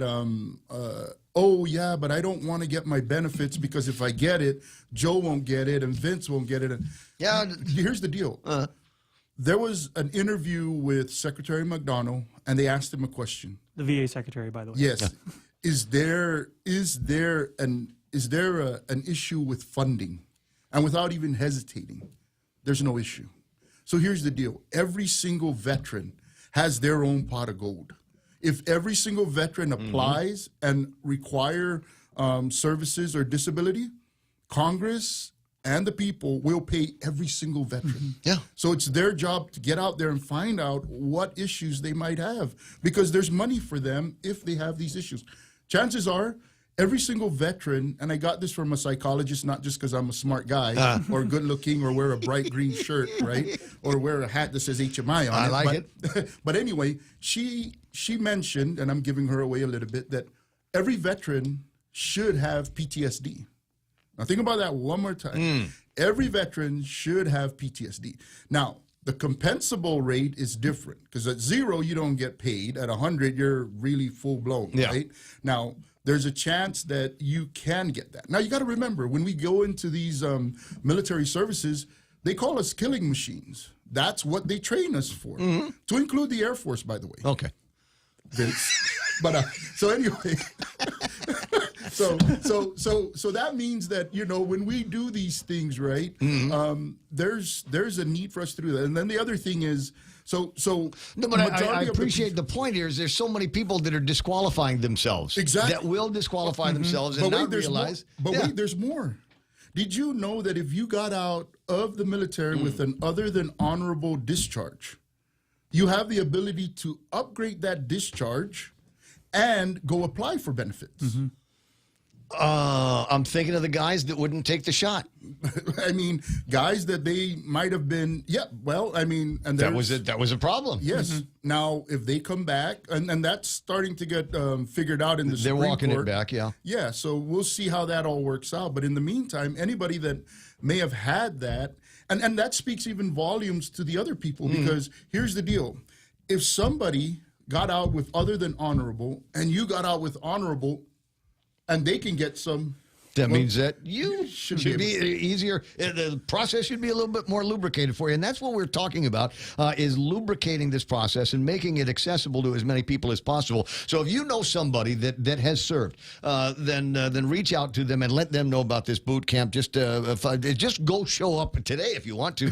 Somebody will be there at the Legion that will be able to answer some questions. Yes. But the other question that I wanted to ask is, okay, we're on Guam. Yes. This is Guam. At $580 away on an airplane, there is the CNMI, and there are veteran brothers and sisters up there, and throughout Micronesia and the Pacific, you've got some men and women that you have served with, and they are likewise, or should likewise, be eligible. You're absolutely right, and a lot of them actually have gone to wars with our boys from here. Yes. So they actually went out and served just the same way. Now, we've actually been up there with our group and with Dr. Akoma, and we've tried our best to help as much as we can. And you'd be surprised that as many people that don't know stuff here, it sometimes looks like it's even worse up there. Yeah, I'm sure. and more so than that, there's no commissary there, and there's no PX or exchange that they can go to. So for them, when we start pitching, well, if you get to go to the commissary, they're like, there's no commissary. There's no exchange here. And actually, there's something that we were thinking about doing to, incentivize those folks, or to get Congress to say, hey, if these folks can't gas, at a PX or a commissary or get what they need there, maybe we should start providing some sort of subsidy for them, right? And allow them to do that, unless you want to fly them over here to do their things and then fly them back. I mean, that's another thing. If parity is as important as they say it is, then I don't see why that couldn't be part of a process. Could not be part of a conversation. So I'm going to share something with you. We were on. I was waiting for him to pull his wallet out. Sorry, I'll check mine now. The vet talk had us talking about what do you call this? About free massages through the VA. So in North Las Vegas, somebody from the VA. Now listen, this is interesting. I'm sorry, this guy. So I'm in my head, I went from massages to Viagra, but keep going. Oh, by the way, there's more to that story. So, there is a lot to that story. And, we are talking about Vegas. That's considered a special monthly compensation. To be able to get a Viagra. Stop me. Yeah, no, I'm serious. And then here's the deal. There is. So majority. Remember how we talked about? Not that we receive any of that. No. And even if we did, we'll be getting with you. So here's the deal. Majority of the folks that have PTSD fall in the range of 50 to 70. So when you fall into the range of 50 to 70%, you are at a position where you can. Because a lot of folks don't understand, and by the way, I'm not a doctor, I'm not a lawyer, I don't work for the VA, okay? I'm a veteran just like all the other veterans. Yeah. So when you talk about that, right, mentally, right, that's where most of what you're trying to do happens. So because you have PTSD, right, it's difficult as a result of that. And because you're service connected for that, you have the ability to file a secondary condition for ED. And there's a special monthly compensation that when you do that, you get paid like an extra $165 a month. So that you can go and get the pills that you need, which aren't cheap. But more, because this is something, and seriously, it harkens back to something that Vince said, is a lot of guys and women come back from overseas, from downrange, and they come back and they've got these issues here, relationship issues, financial issues, job issues, health issues, and they've all got to get taken care of somehow, and sometimes something as simple as ED medication might help resolve that relationship issue that we were talking. So people can still be intimate with each other. Yes, and believe it or not, that's very helpful for a lot of our veterans because they're so alienated and they feel there's nothing out there when they're starting to deal with the things that they might have dealt.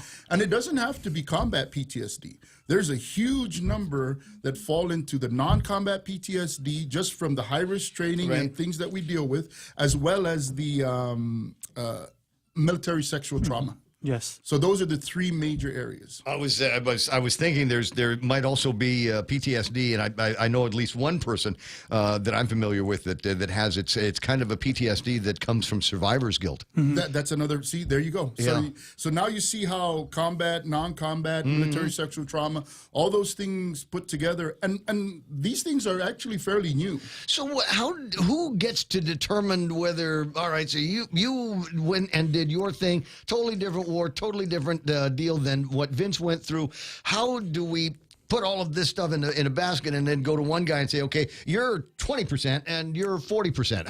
How do we grade that? Yeah, how do you get breakdown? that? Yeah, so the breakdown comes from the VA. So when we fill out that 14-page document, right? We turn it in. The VA sets us up for what's known as a CMP exam. And at that CMP exam, the VA comes out and evaluates at what percentage we should be or how bad our actual condition is. And then they turn it back in. Mental, whatever. Right, and then the raters in the VA tell us, hey, this is where you rate. And like I said, 0 to 100, right? Or 0 to whatever is required on the scale. So you're going to teach me how I can put my application together so that I'm nudging closer to 100 than 0. You're absolutely right, and there's even more.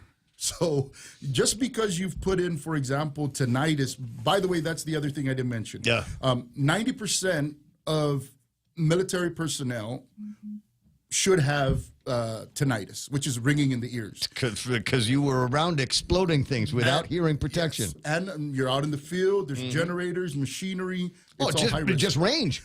There you go. Yeah. So imagine that. Now, secondary is a condition where it's not directly related to service.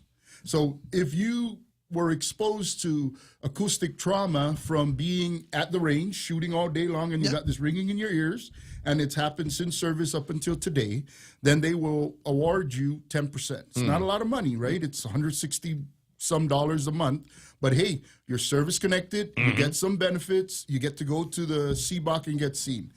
Secondary to that are things like depression, headaches, insomnia. Yeah, well, the ringing in the ears will keep you awake. Right, and not to mention all the other things that come with that, like it's difficult for you to work, it's difficult for you to be around the wife because at night you leave the TV on so loud because you're like, hey, I can't sleep, I can't hear. Got to have something playing in the ears to mask the noise. And that's the social impact. When you can't get to work the next day and be a good person, that's the occupational impact. And those things tied in with the severity of your condition, the frequency of how often it happens, and the duration. I'm wondering how many folks are listening right now that are just getting that, like, I've just woke up moment going, really? Yeah. Well, I mean, we've been doing this for the past 2.5 years. Boot camps, we're at boot camp number 17. Right. So we're not getting any smaller.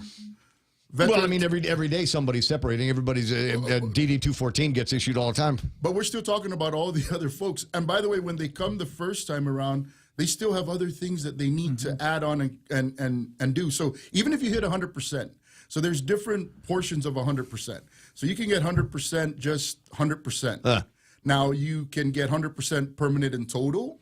Then you can also get TDIU, which is individual unemployability. 100%. This is why there's a boot camp. Exactly, right. And there's so much more. So when you get your 100%, you got to go down to ASIN and you let them know you're 100%, and then you get land taxes eliminated. You don't have to pay land taxes. Wow. Yeah, so that's one of the good things. And then there's a few more things that you also get. Going to school is your Nyao should have told you this because education. They get some help. Well, even Dr. Nyao, I think, is to get them to actually take care of the the kids going to school. So you get college benefits as well when you hit the 100%. There's a lot to this, obviously, and a lot of moving parts. The fun starts when you actually go and meet up with these guys, get that first piece of paperwork taken care of, and then go through the spreadsheet of all of the different things that apply, all of the different tertiary, because it sounds like there's secondary and tertiary that apply. Okay, if you have this, then you might also be eligible for this, and this. That's correct. Based on what you've got. And so you might come up with a percentage number, but the benefits are going to be different depending on what those secondary and tertiary opportunities are. But I also want to add, too, because we keep talking about the boot camp, we also recognize that veterans, right, you're going to have some that have social anxiety that maybe don't want to come to the camp, don't want to be around a lot of people, or don't want to come into public. You can find us on social media and reach out to us, and you can meet with the coaches individually if you have that anxiety or you have that issue. There's a phone number on the screen right now at the bottom of the flyer that I just posted. It's Anthony Tyron here. 688-3607, 688-3607. And I'm going to assume that you're not alone. I don't know why she's in my head right now. Because I know why. Because she sent me these pictures with the other what I refer to as balloon smugglers. But you know Army Lynn, and Army Lynn is active in the veteran community and in the military community, and I'm sure that she's one of those people that might be able to help you out, point you in the direction of some of the folks like Hotel Mike India. Yes. Hotel Mike India. And some other things too. This Saturday we'll be at the mall with I believe it's the Lions Club. We'll have a table there. There's a health fair going on at the mall this weekend. So we'll be there. So veterans want to see us. We're there. April 1st, we're having a fundraiser, a bar fundraiser over at Icon. So all that, again, like Vince was saying, will be on our social media. I'm not a big social media guy. No, it's okay. Find me, and I will help you find them. I'm the easiest guy on Guam to help, as I say, lubricate this process, if for no other reason, because I like hanging out over at the American Legion. Awesome. I mean, it is. I went there for a meeting once upon a time, just a short meeting, and it was near sundown before we were able to finish the conversations and get out of there. Really, really good fellowship to all kinds of nice people that you're going to be hanging out with. I like the hat though, the Hotel Mike India. I think that's fantastic. I'm reminded of one of my favorites, which is Alpha Mike Fox. Oh wait, I'm not allowed to say that one. It's special military radio guy code there that we got to be careful of. I think we have that as well. But I think it starts with whiskey. There we go. Ends with foxtrot. 9:36 in the morning, guys. Thanks so much for coming. Karina did show up, but I think she just took some pictures between the glass. So we'll set up another one sometime soon. So this is going to be taking place around the corner. When is the next one? Do you guys do this regularly? Well, we're kind of outgrowing the Legion, so I think we're looking for other places to utilize as well. But we'll be posting that. Of course, we'll send it your way and let everybody else know that where we're going to be doing it. If we're not going to do it at the Legion, or as the Legion wanted us to do, split it up and have more than one boot camp. Yeah. So. Well, by all means, let me know. Consider an open invitation anytime you want. Tattoo Shauna talking about her husband sleeps with noise, and that was a recommendation from a lot of people. Just sometimes it's white noise, just loud enough to mask whatever the ringing is in your ears, and nice to know that that's helping in the relationship there. 9:37 in the morning, guys. Thanks for coming in. Real Joe, can I take a break? I'm going to get some selfies with these guys and then head on, figure out how we're going to kill the next 20 minutes. Hoffaday, this is Severina. Here at APL, our expertise and extensive network can help you grow your business and reach out to more global markets. As a responsible carrier, APL is also committed to a sustainable future, whether it's protecting the environment or investing our efforts in giving back to the community. Our dedicated teams in Guam, Saipan, and on U.S. mainland are here to support you. Call 588-4651 or visit www.apl.com.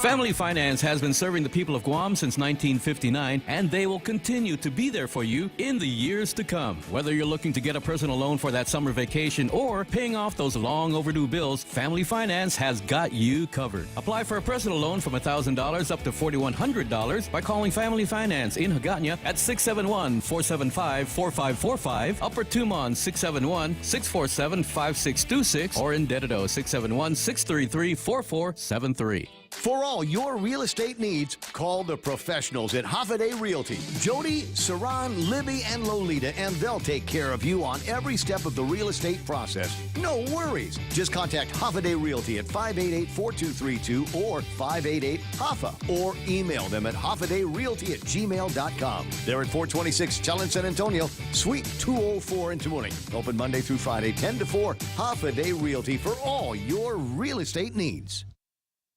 Ray Gibson Show at 9:39. Portions of the program also brought to you by the team over at NissanGuam.com and the World Wide Web. That's the easy way to get a hold of them. Is if everything that you need to know is right there on the website. And there are a bunch of websites that you might be going to that have a picture of a Nissan Frontier on it because it's Frontier season there. And I've been talking about this for days, and it's a truck I'm absolutely loving driving these days. A brand new Nissan Frontier. You go on a test drive, you could win $1,000. Plus, they got all kinds of other stuff to give away. You got canopy and coolers and brand new grills that you can cook on when you take your new Frontier out for a barbecue. And you're going to go, but I don't have money for barbecue, Raymond. Yes, you will, because they give you a case of Spam, 25-pound bag of rice, and you don't have to pay anything for like 3 months. 0 down payment. I mean, if you got a car you can bring in and trade, no problem. They'll take that used car of yours, no problem. But keep the money from that. You don't need to use it as a down payment. And the first 3 payments on them. So what? So where are we now? March?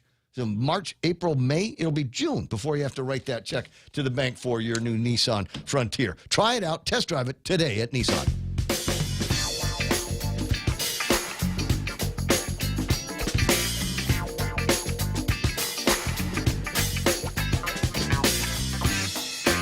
What was I looking at? That I broke the camera. So normally I'd be here, but I'm making that end to forehead. I like that. I didn't know what's that. So it looks like I might have busted a computer. Did we have we did have a power hit? Yeah, we had a surge, man. Yeah, but everything's on. Brownout, they called it. A what? A brownout. No, I know what a brownout is. That was not a brownout. Are we on generator? Do you know? I don't think so. Because somebody had I didn't mentioned hear how it. warm it is, and I said because I'm hot. That's why. Well, I think power's back, man. I hope so. 9:41. Ray Gibson Show until it's not going to be anymore. I was looking over the table of contents, and for the most part, I want to say we got to everything, but I don't know. There might still be more. Session over at the legislature before too much longer. This could be because it has bills number 12 and 13 in it. These are bills that the legislature is going to be watched very closely by Adelup. The people over at Adelup are going to be watching like hawks because they want to see who at the legislature is going to say, well, we're the legislature. Governor can build as many hospitals as you want. Put a hospital in every village. But when it comes to that kind of spend on land that could be returned to the original landowners, then we want to have a say in that over at the legislature. Now, to the degree that you agree with this statement, that is that the governor has had full control over everything and has not needed to go to the legislature for advice and consent and approval on anything.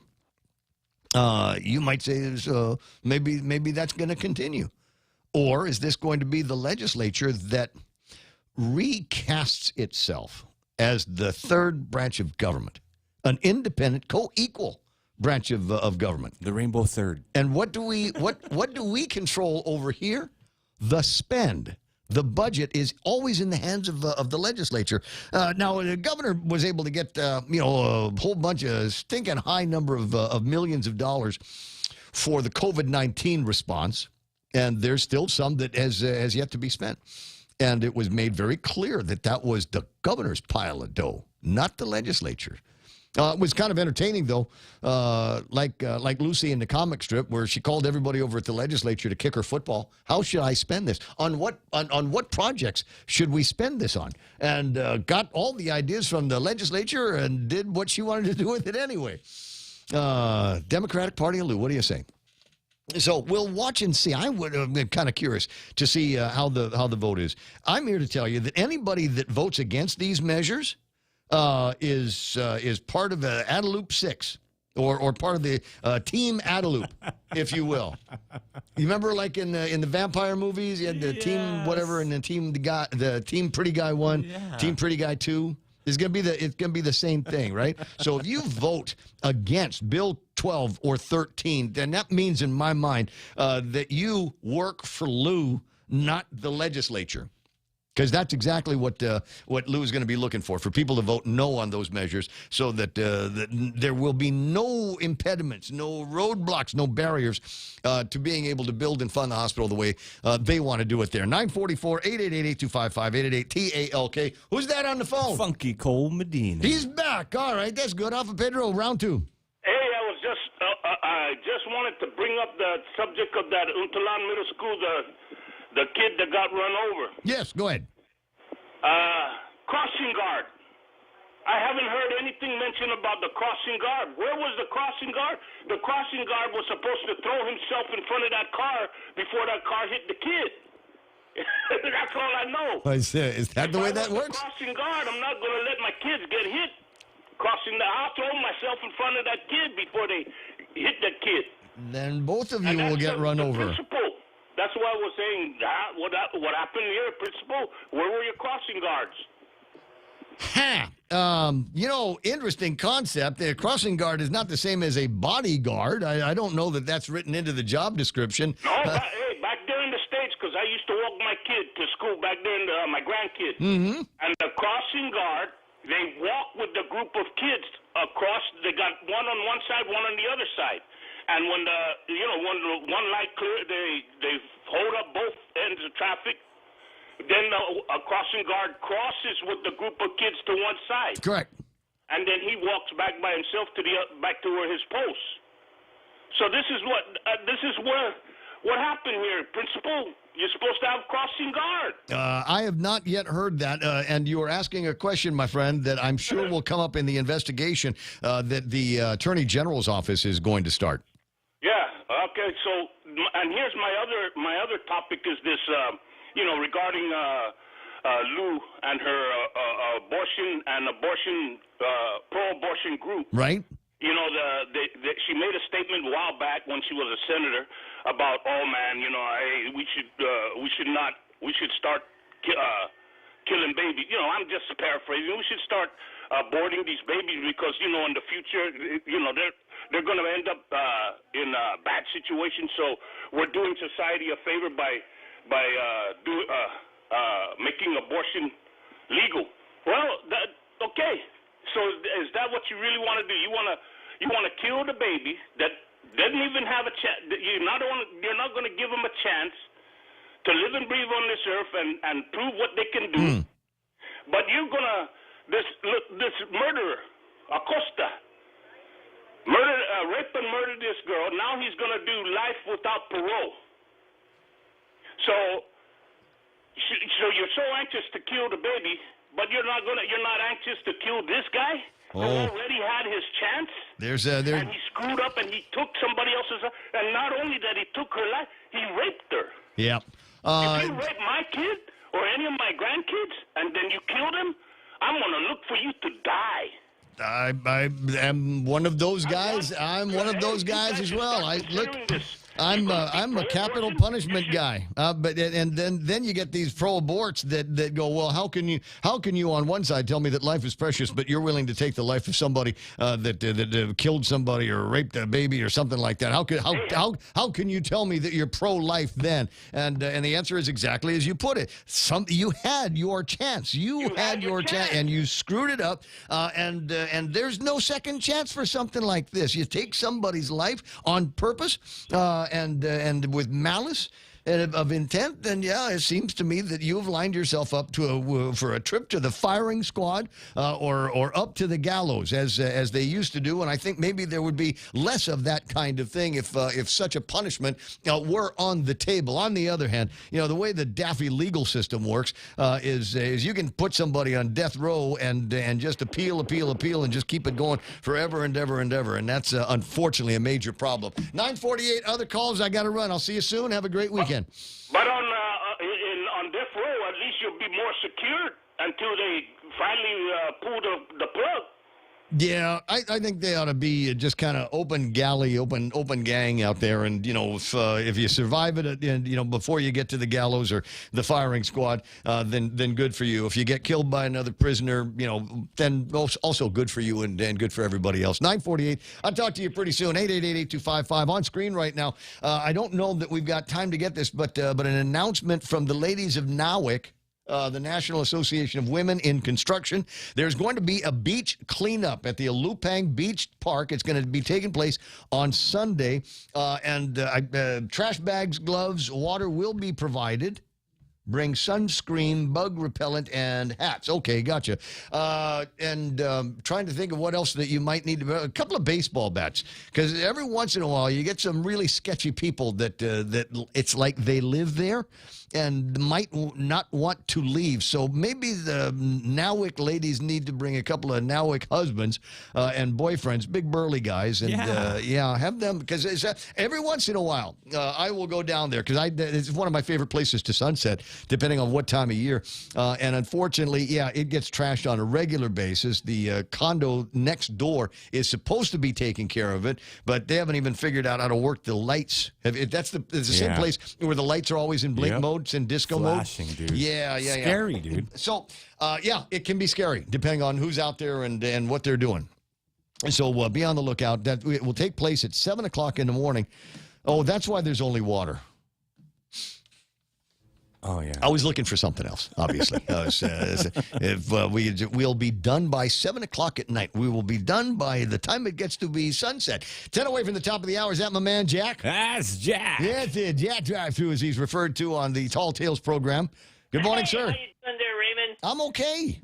Hey, man, I'm just living like tomorrow is an executive order away. So, I just want to throw something out at you. Just how upset should I be with Scott Adams, the creator and author of the Dilbert comic strip? Man, that guy has so many zeros. Like in commas in his names, I think it doesn't. I mean, that guy's loaded. So, certainly got some money. I don't know, but he's been canceled. The PDN has dropped the Dilbert comic strip. Well, when was the last time you picked up a PDN? Really? Joe gets me one every day. Are they still publishing? I haven't seen them on the rack. Not only are they're publishing again, and they've actually got all of the toner they need now because as you can see on the screen here, they're printing in color again. Yeah, so I just want to remind you, man. You know why you don't see them? Because if you go to the gas station on the weekends, they don't print on the weekends. Well, here's I've been listening about where's the economy going and stuff like that, and who it's benefit, and about especially the media and things.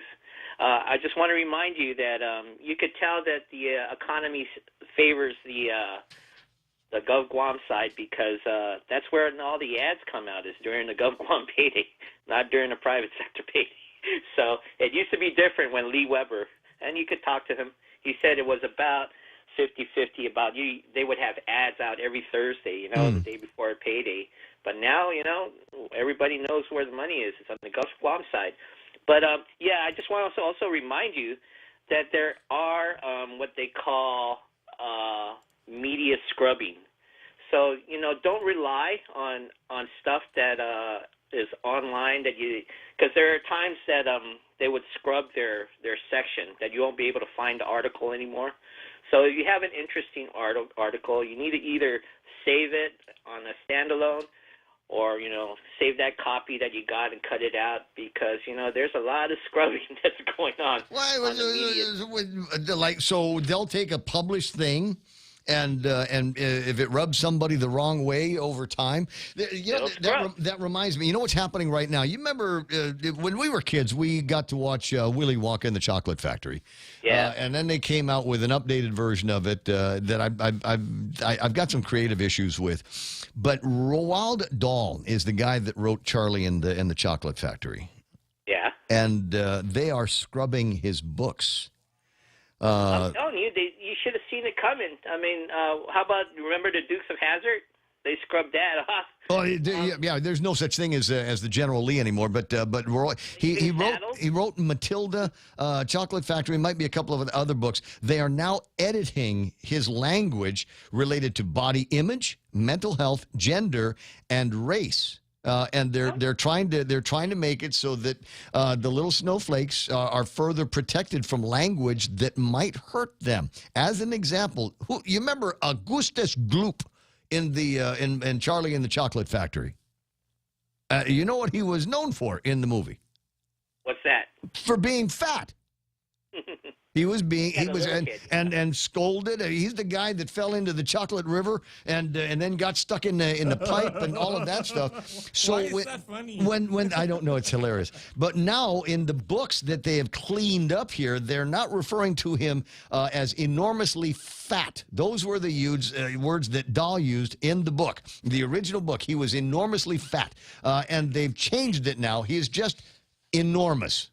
Tom Sawyer. Mark Twain's work. You go down the list. Dr. Seuss. Oh, I can do Tarzan of the Apes by Edgar Rice Burroughs. Appropriate for its time, but they'd burn that book in 2023 if anybody opened it.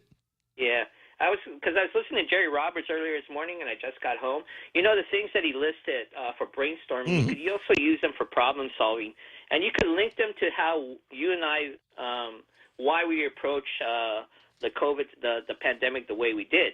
Now, for me, it's the why and the because. The why is what happened with the why.